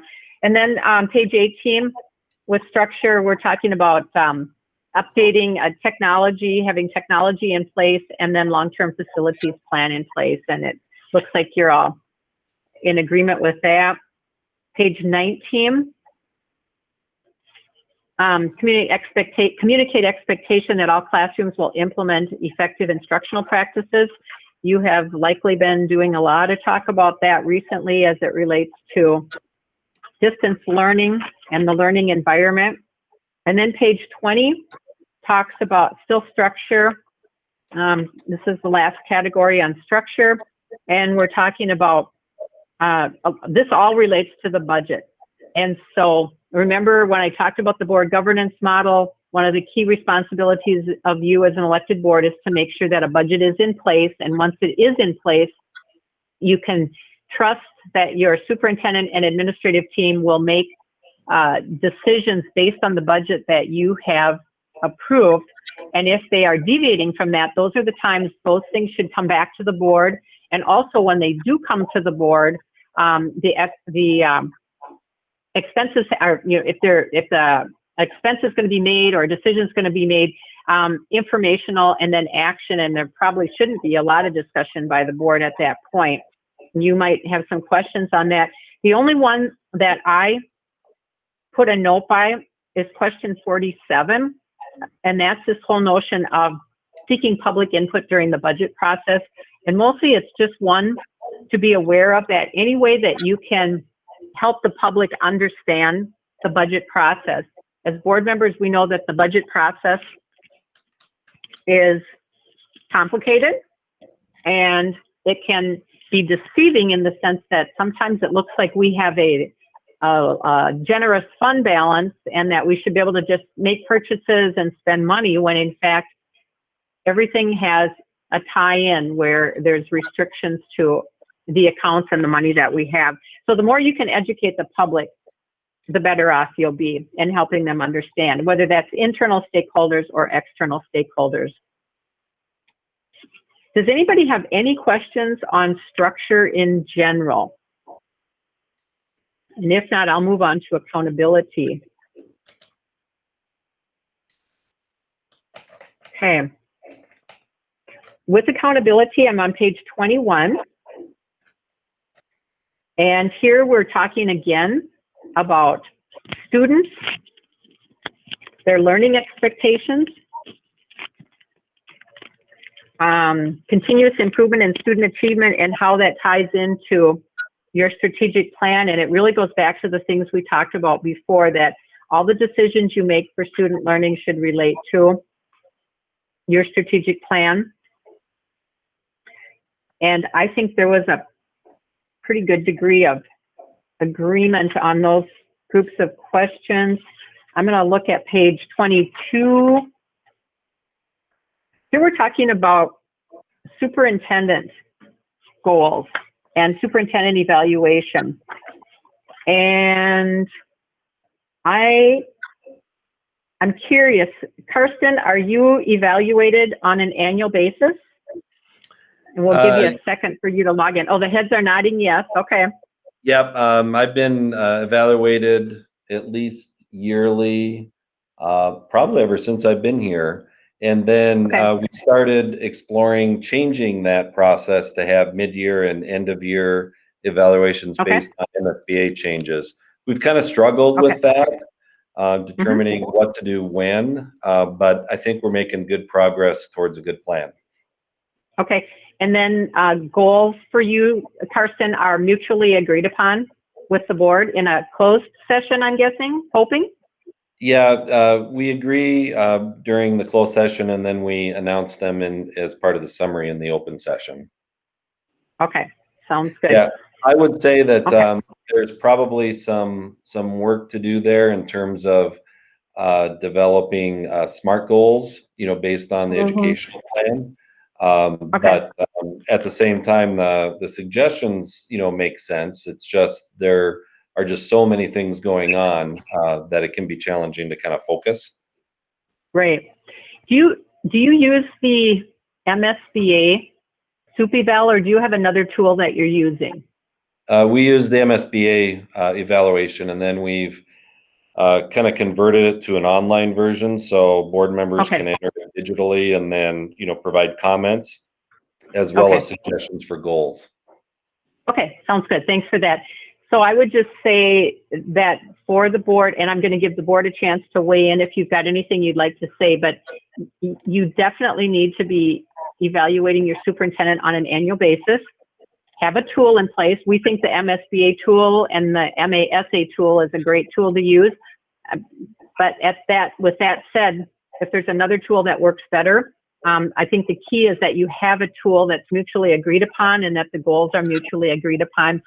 I will also add that, and I don't know what goals are set for your superintendent right now, but I would also say that I am a big advocate of quality versus quantity. So I always say 2 to 4, 3 to 5 goals at the most.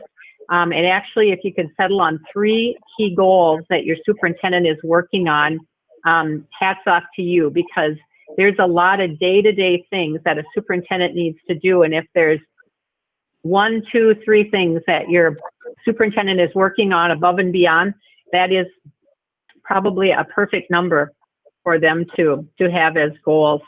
So with that said, are there questions from the board about SUP-eval or the process?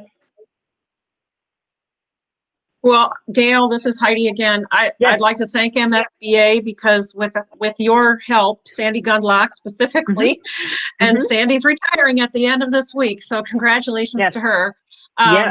She really walked me through a lot of how to put together the superintendent evaluation process. And it was, you know, we had some stumbling pieces, but by the time Karsten got here, we have committed to that every single year. So I'm really proud that this district has taken on that change, and that's one of those best practices that we've maintained. I would agree with Karsten on the development of SMART goals. I think that's something I always struggled with, about how focused can we be about that, you know, timely, achievable, realistic pieces. And I think though we are doing a good job right now, we basically need to align those with the strategic plan, or we call it the education plan here. We've basically just said, hey, you know, this is ongoing work. We haven't really drawn anything out from that. We just thought, hey, it makes sense. You know, this is always a work in progress. It's not, hey, you know, let's crank this out in 6 months or 9 months, some other goal. So I think Carson's right. We could use some board training on understanding how to put those SMART goals together better, that align with the district's work, the superintendent goals. And as a board, we've never put goals together for ourselves. And so when we started the superintendent evaluation, my thinking was, because I was the board chair back when, was, you know, if we're going to evaluate the superintendent, then we better hold ourselves accountable. And so I always thought the superintendent evaluation should be in parallel with the board self-evaluation. And we've we keep stumbling with that. We had lots of trainings last year. It was not with MSBA, it was a different consultant. We've struggled in the past. Some years we haven't done anything. So it's been kind of inconsistent. And again, that's a piece that I would like to see us commit to. We demonstrate or model accountability for the rest of the district by critical analysis, going through this. I realize it takes time. I realize it's not really exciting for a lot of people, but I do think it's critical to take a hard look at this and say, how can we be better? So I just wanted to say thanks to MSBA, because I think that's a really big part of how you help boards get better and help us be more accountable. But we are improving, and tonight I think is evidence of that, but I do think we have a lot of work ahead of us. Good. Well, I think for that, Heidi, and I would say too that you as a board team need to pat yourselves on the back for a lot of things that you have in place that are working and going well. And you know, you're moving in the right direction with doing the self-assessments, and the fact that you've got SUP-eval in place and setting goals and a strategic plan in place. You would be shocked to know the number of schools that I do the same kind of thing with, and we get to SUP-eval and no, they don't have a tool, they haven't evaluated their superintendent for years, or there's no strat plan in place. There's always a lot of interesting things that are happening out there. So there's a lot of things that you as a board team can be proud of. With that, let's see, at page 23, standard 4, accountability. This is the last set of questions under that standard. And the only one that I circled was question 61, talking about evaluating and adjusting resources and strategies for closing the achievement gap. And I highlighted that because this will be very important as you address distance learning. And you already know that, and you've already been doing that, but I just wanted to say it again and highlight it. And with that, we have gone through the first 4 standards with accountability. Is there anything in there that anyone would like to highlight or comment on? So my intent is to stay on track, but I don't want to cut off any conversation as well. Anything with accountability?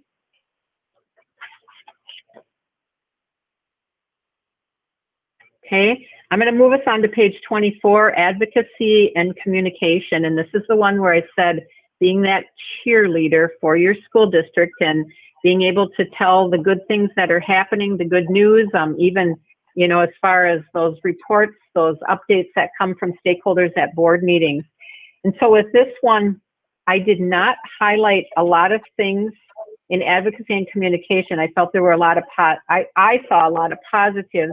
The page 24, the group of questions is talking about advocating for at all levels on behalf of students.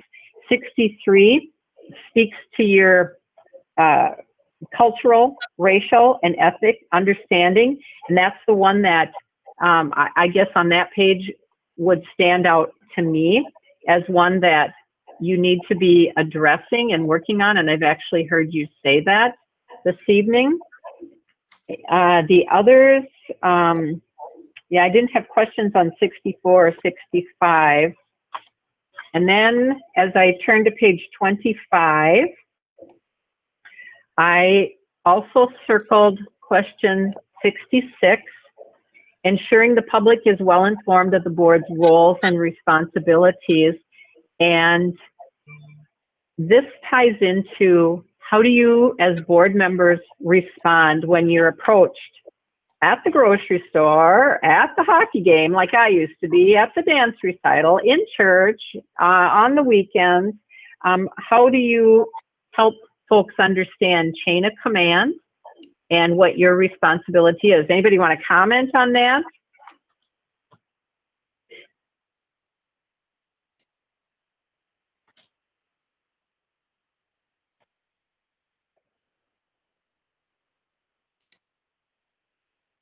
And this speaks to helping the public understand that there is a chain of command, that we as individual board members cannot solve problems, fix problems on their behalf. Our work as board members is done at the board table. Anyway, Jim, you're unmuted. Did you have something you wanted to say? Okay, go ahead. I think overall, people aren't that much interested in what's going on in the school board level. They want us to have our children have a great education at the best way possible. At the I don't know if I didn't really read the way you kind of read into that question, and I don't remember what I answered, but I think it's more of the we rely on the radio station or the paper or social media. We do an email on Sunday nights. We have our website, but realistically, I think people are more, like you said early in this thing, we're busy, they are busy too. And anytime somebody asks you, you can explain those things, talk about it. But you're only reaching a small group of people, 1 or 2 or 3. You're not getting that information out to people. And how you do that, I don't have the answer, but that's my interpretation of. I think with all the other things going on, it's not on their high priority. Okay, thanks for that. Heidi, did I see your chat pop up too? Yes. I think we're having some difficulty. We're having difficulty representing the district well. When we have, one of the concerns out there is there will be open seats on this board. And some of my conversations, encouraging people to think about school board service for themselves, have included concern about joining a board where there's so much tension, lack of respect, lack of trust. So what we do at the board table is having an impact on how the community is looking at us. I don't want, and it's a tough ask to be an elected official. It's a tough ask in the middle of a pandemic. There are some people that are fired up about the opportunity to represent diversity, different points of view. You know, that's one good outcome of civil unrest, is that people have been inspired to respond, to say, hey, what could I do to make a change? But it has been a challenging climate, and I think we have to take some responsibility for that. And you know, back to the cultural, racial, and ethnic understanding, I think it would be wonderful if we had some more diverse representation, because I think that is a current conversation in Minnesota that is directly connected to the achievement gap. You know, those are two things we struggle to have conversations about. But I think we need to dip into that and maintain some civil dialogue in dealing with some difficult issues. Okay, thank you. Anybody else want to weigh in?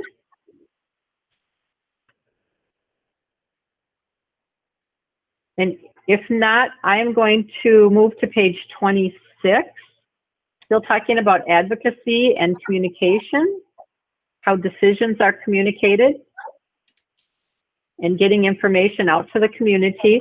And it's interesting, based on what Jim just shared, it sounds like you have some good ways that you're communicating to the community. You've got the support of the media. I heard you say that is there a weekly email message that goes out? You've got your website.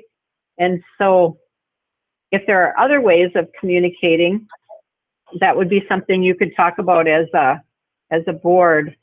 I did start question 70 on page 27, where it talks about seeking community and staff input. And anytime you can get the community and staff to provide input on any of the decisions, especially the big decisions that you're making, I think that it improves the relationships. I think at the same time, you need to remind community and staff that their comments and suggestions will be taken under advisement. Sometimes, while it seems like it would be an easy piece of input or an easy decision to make, you as board members know that there's more to the big picture of things. So taking the information under advisement and utilizing the information as much as you can when possible. So, and a lot of you, well, it looks like everybody put some of the time. So it looks like an area that you might be wanting to improve. Anything in general about the advocacy and communication that you'd like to talk about?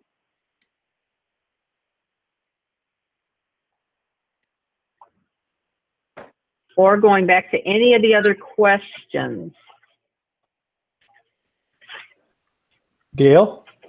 Yes. This is just feedback from, these others have heard it before. I've been doing evaluations for about 40 years or more. I've never done an evaluation where you could not make comments on. I don't know if that's something you want to take back to your group. Your question was there. You say more about that. Well, your question I was see on. what you're saying. Your question was online, but you had to grade it. However, but there was no spot to make a narrative comment for on one of the questions or whatever you're talking about. There was no place to comment about it. If I missed it, I did, but I didn't see anywhere where you could actually write, this is what's working well with that question and not working well. So right. I just share that with you as you look at your evaluation process.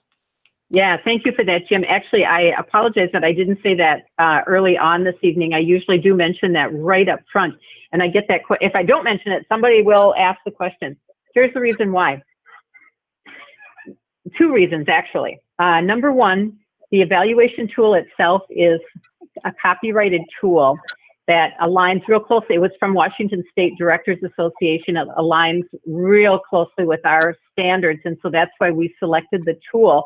So we are not able to change the questions, and we're not able to add anything to it. So that's response number one.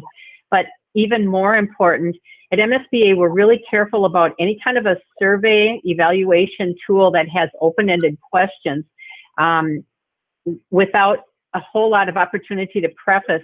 So let's just say that you had open-ended questions and an individual decided to name a teacher, an administrator, a board member, and they were disparaging comments, that information, just like this tool, now become public. And it would be a real challenge for us to be able to share that with you because of the data privacy, and it would actually be a cause for concern. It get you into some legal litigation, legal recourse. And so for that reason, we don't put it out there with the open-ended. And actually, that's what these sessions are for, so that you can make some additional comments that you might have.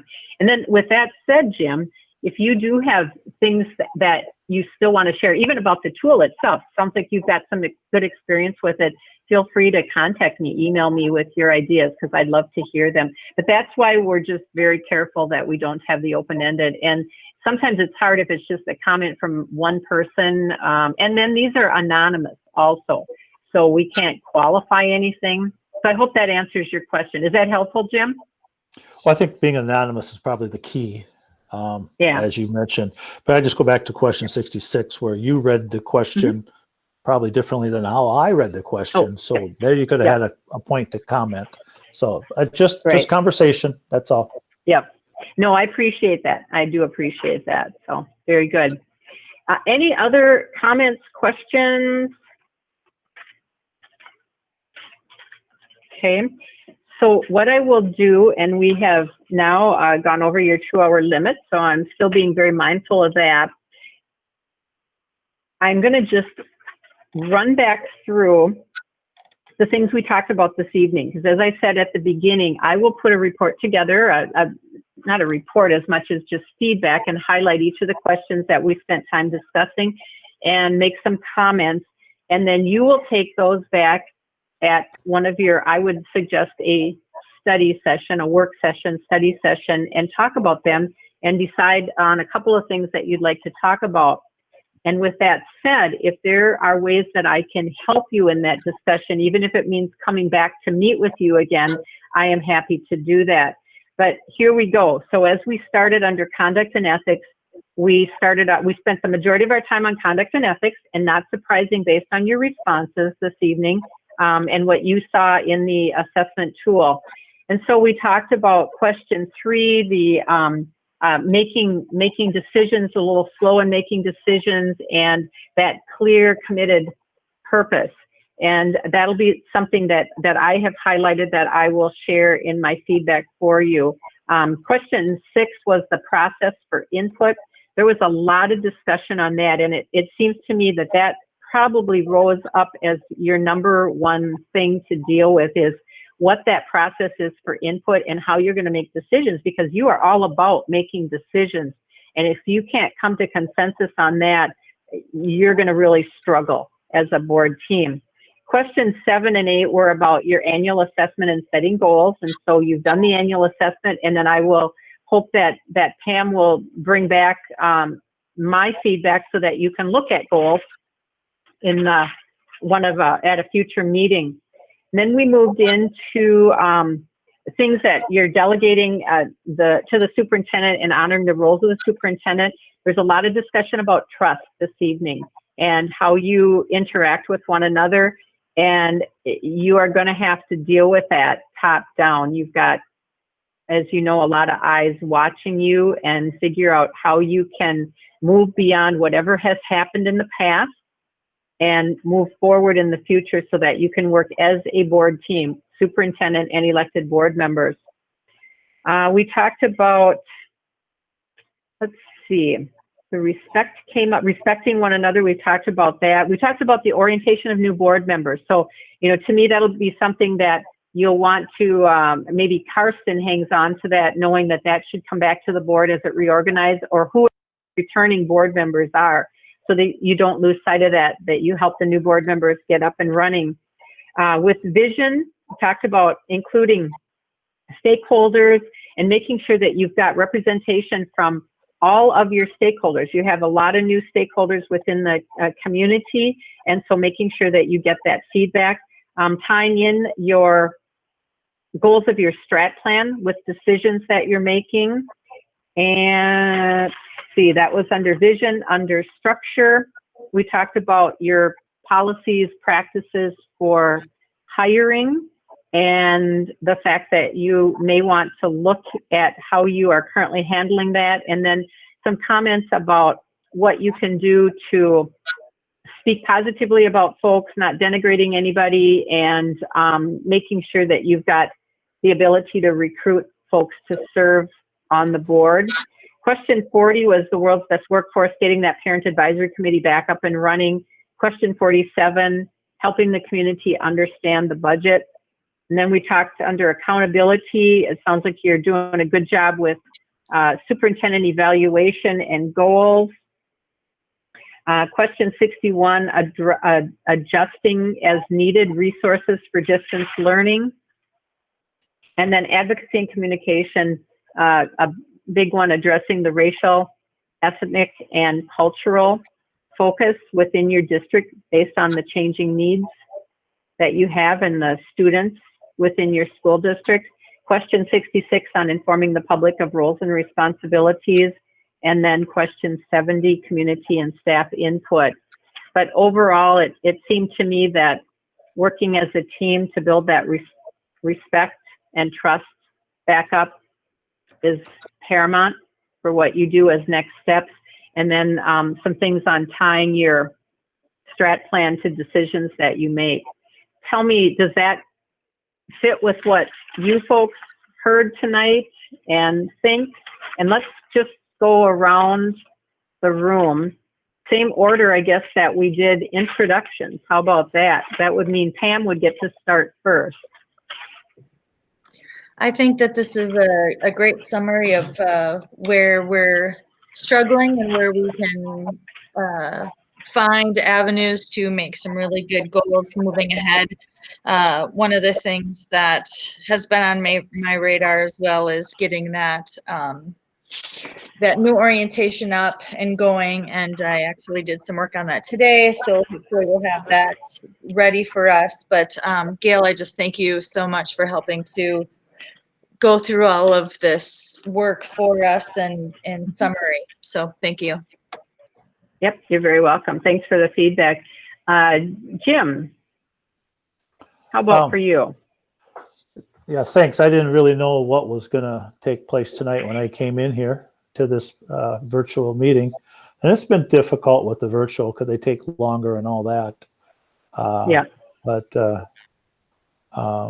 yeah, we have ways to go. All of us.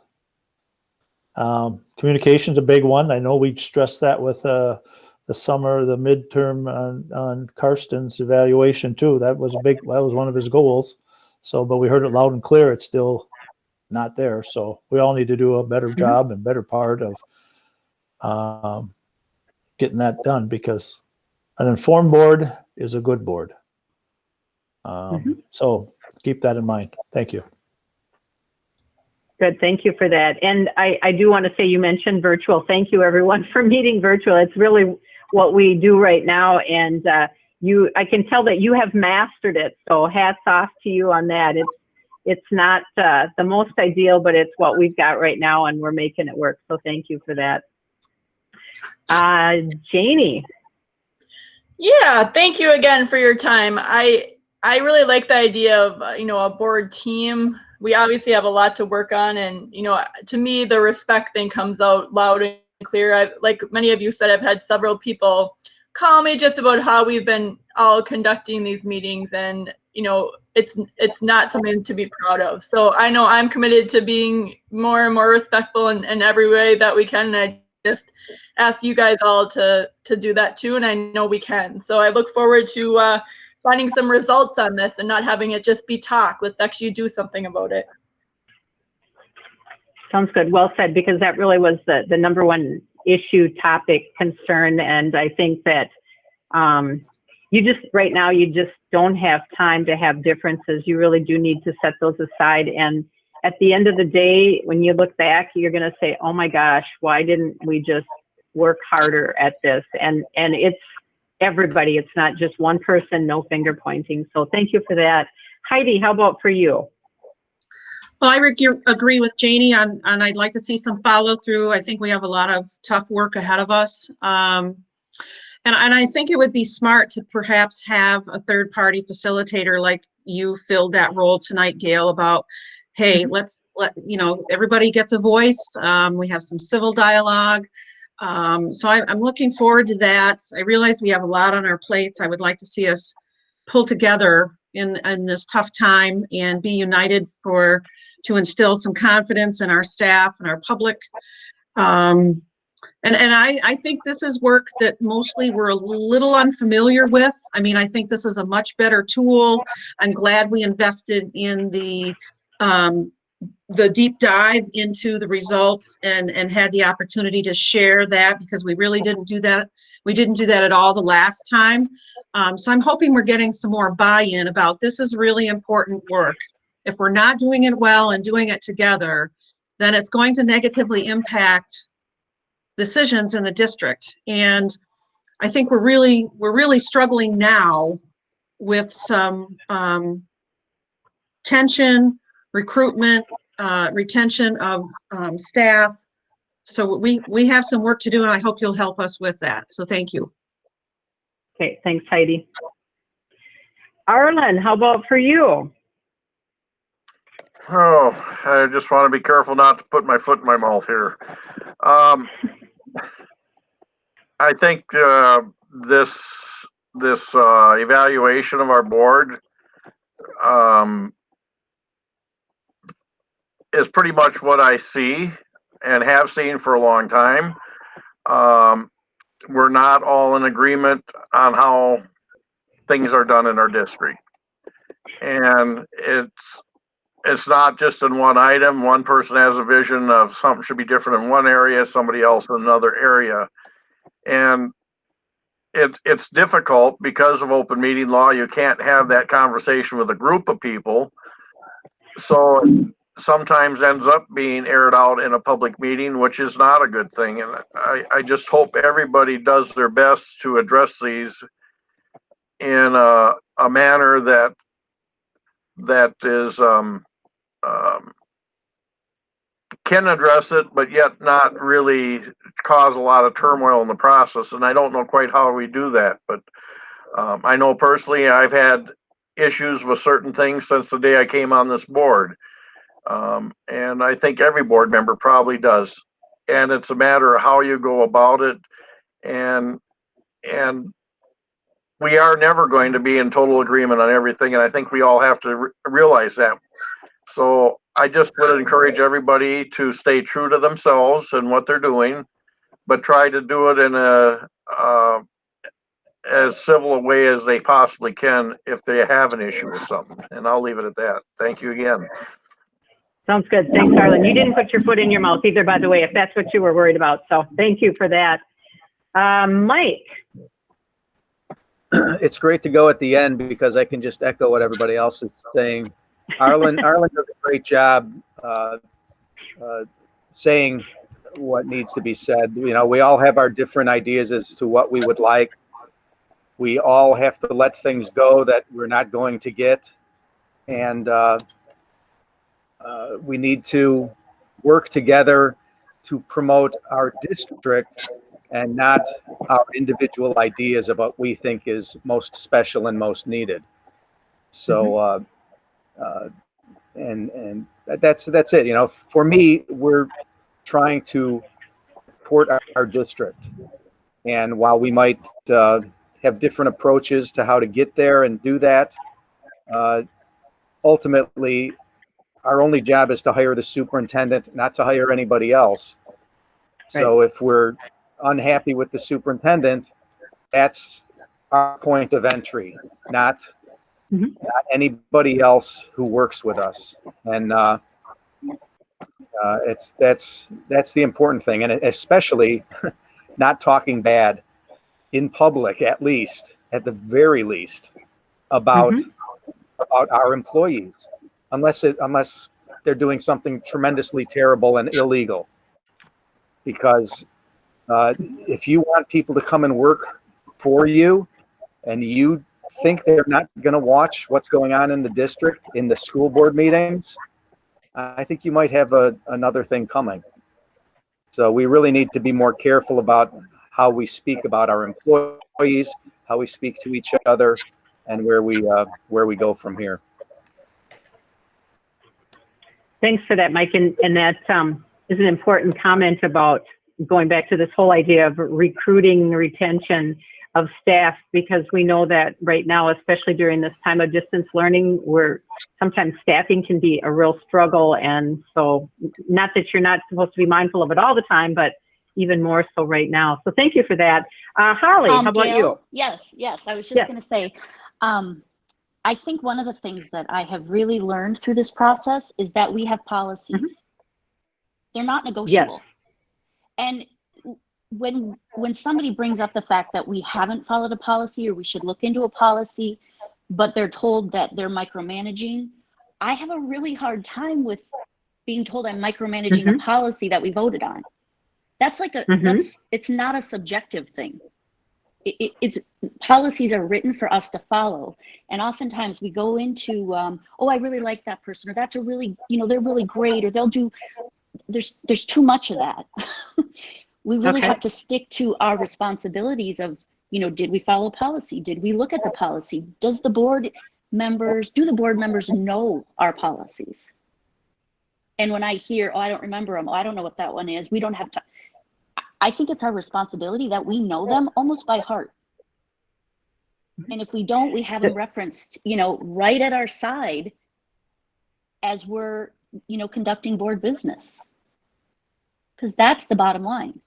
Yes, we need to be respectful, but that's in the policy. And when people are told, oh, we don't have to do that, well, we can't. That's what's wrong in the world right now. Some people have to follow them and some people don't. So I think for me personally, if we can go back to the policies and start really focusing in on that, I think we're going to do a lot better.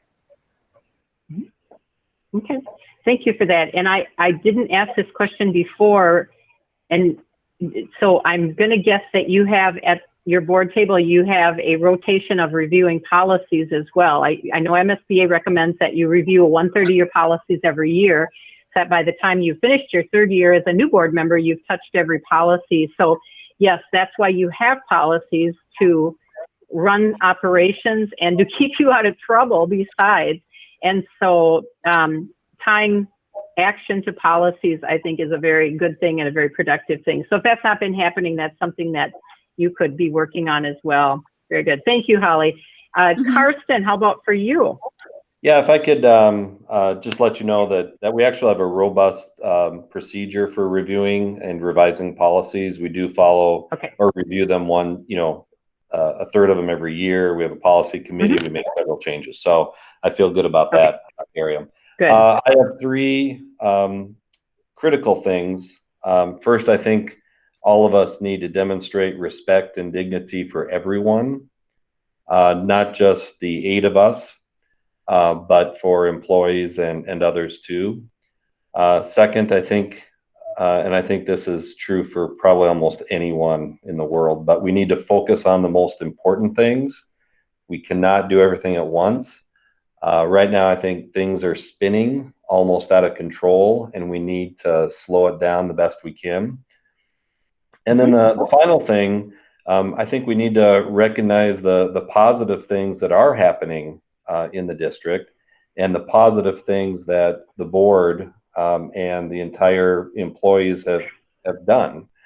I think all of us are smart, capable people, and so we know that we can get to a better spot. And so we see deficiencies all the time. We haven't done this, or why haven't we done that yet? But if you look at our track record as a district, as a board, administrative team, all employees, I think we've done amazing work. And I hope that we just remember that as we put everything into proper context. Okay, thank you, Karsten. I appreciate that. Thank you, everybody, for your feedback on that. So as I wrap up, thank you again for the opportunity to meet with you this evening. You've talked about some very delicate, touchy topics, and that's okay. That's a healthy thing to do because that's how it all starts. I would leave you with, this is just the beginning of conversations. Remember that I will share feedback, and then you'll have an opportunity to talk as a team on where you'd like to head with some of the suggestions. If you need my assistance or the assistance of any of my colleagues at MSBA, that's what we are here to do, and we're here for you, whether it's individually one-on-one or whether it's coming back to a board meeting and assisting you. I also want to echo what Karsten just said too, that you do not want to lose sight of all the positives that you have going on within your district, and there are a lot of them. There's a lot of things I could tell that you are doing well, doing right, as I looked at the evaluation. As you think about all those categories that we rushed through this evening, we didn't rush through them just to rush through them. We rushed through them because you've got a grasp of them. And so I think that's very, very, very important to remember, and to pat yourselves on the back for a job well done, because the work that you're doing was not easy before, and it's even more challenging now. And so with that, a couple of things. Another quote from one of my board members who also has passed away, but a farmer from one of those small communities where we ended up closing schools. His name was Gene Forstner. And so he didn't always say a whole lot, but when he did, we listened. And his biggest thing when we were always struggling, whether we weren't getting along, whether we couldn't make a decision, Gene would sit back and he'd say, well, what's the best thing for the kids? And I always think about that, and I want to leave you with that thought. At the end of the day, what's best for the kids as far as how you work together and how you make decisions. Also, remember that these are probably the most difficult, challenging times that anyone's ever had to face, whether you're a superintendent, a teacher, a board member, a student, a parent, a community member. And so during this difficult time, you need to just hang tight together and make decisions based on what's best for students. And lastly, be gentle with yourself during these times. It's a real odd time that we are in this world. So do be gentle with yourself and be gentle with others as well. And so with that, I will sign off. I'm going to actually turn it back over to your chair, Pam, to close out your meeting. And Pam, if there's anything else that you need to say or comment on, I'll let you take care of that. Okay, thank you.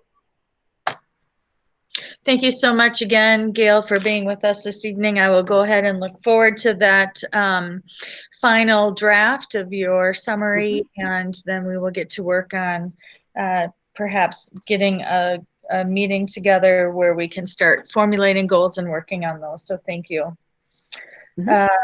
Upcoming meetings is the next item on our agenda. We had 2 special meetings on our calendar for this week, and both of them have been canceled, awaiting the governor's announcement on Thursday.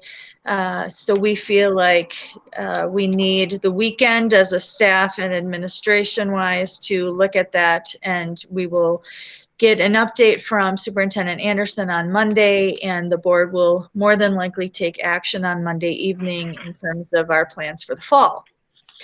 So we will meet virtually on Monday. I will not be at that meeting, unfortunately, and so Vice Chair Derricks will be facilitating that meeting on Monday. There will also be a personnel meeting on Monday as well as operations. Any other meetings that anyone would like to highlight coming up?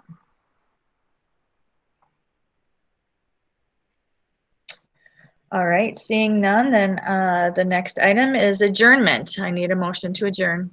So moved by Mike. Moved by Mike. Need a second? Second by Heidi Janie. Jones. Shall we arm wrestle? Motion made by Mike to adjourn, seconded by Janie. Any other discussion on that? All right, we'll take a roll call vote. Let's see, we'll start with Holly. Aye. Heidi? Was that Heidi? Heidi, yep. Oh, sounded garbled. Sorry. Aye. Janie? Aye. Jim? Aye. Arlen? Aye. Mike? Aye. And chair votes aye. 7-0, we are adjourned. Thank you, everyone. Thank you again, Gail. Yep, thank you. Take care, everyone. Bye-bye. Bye. Thanks, Gail. Thanks, Pam. Thanks. Bye. Thank you, Gail. You're welcome. Take care, everybody.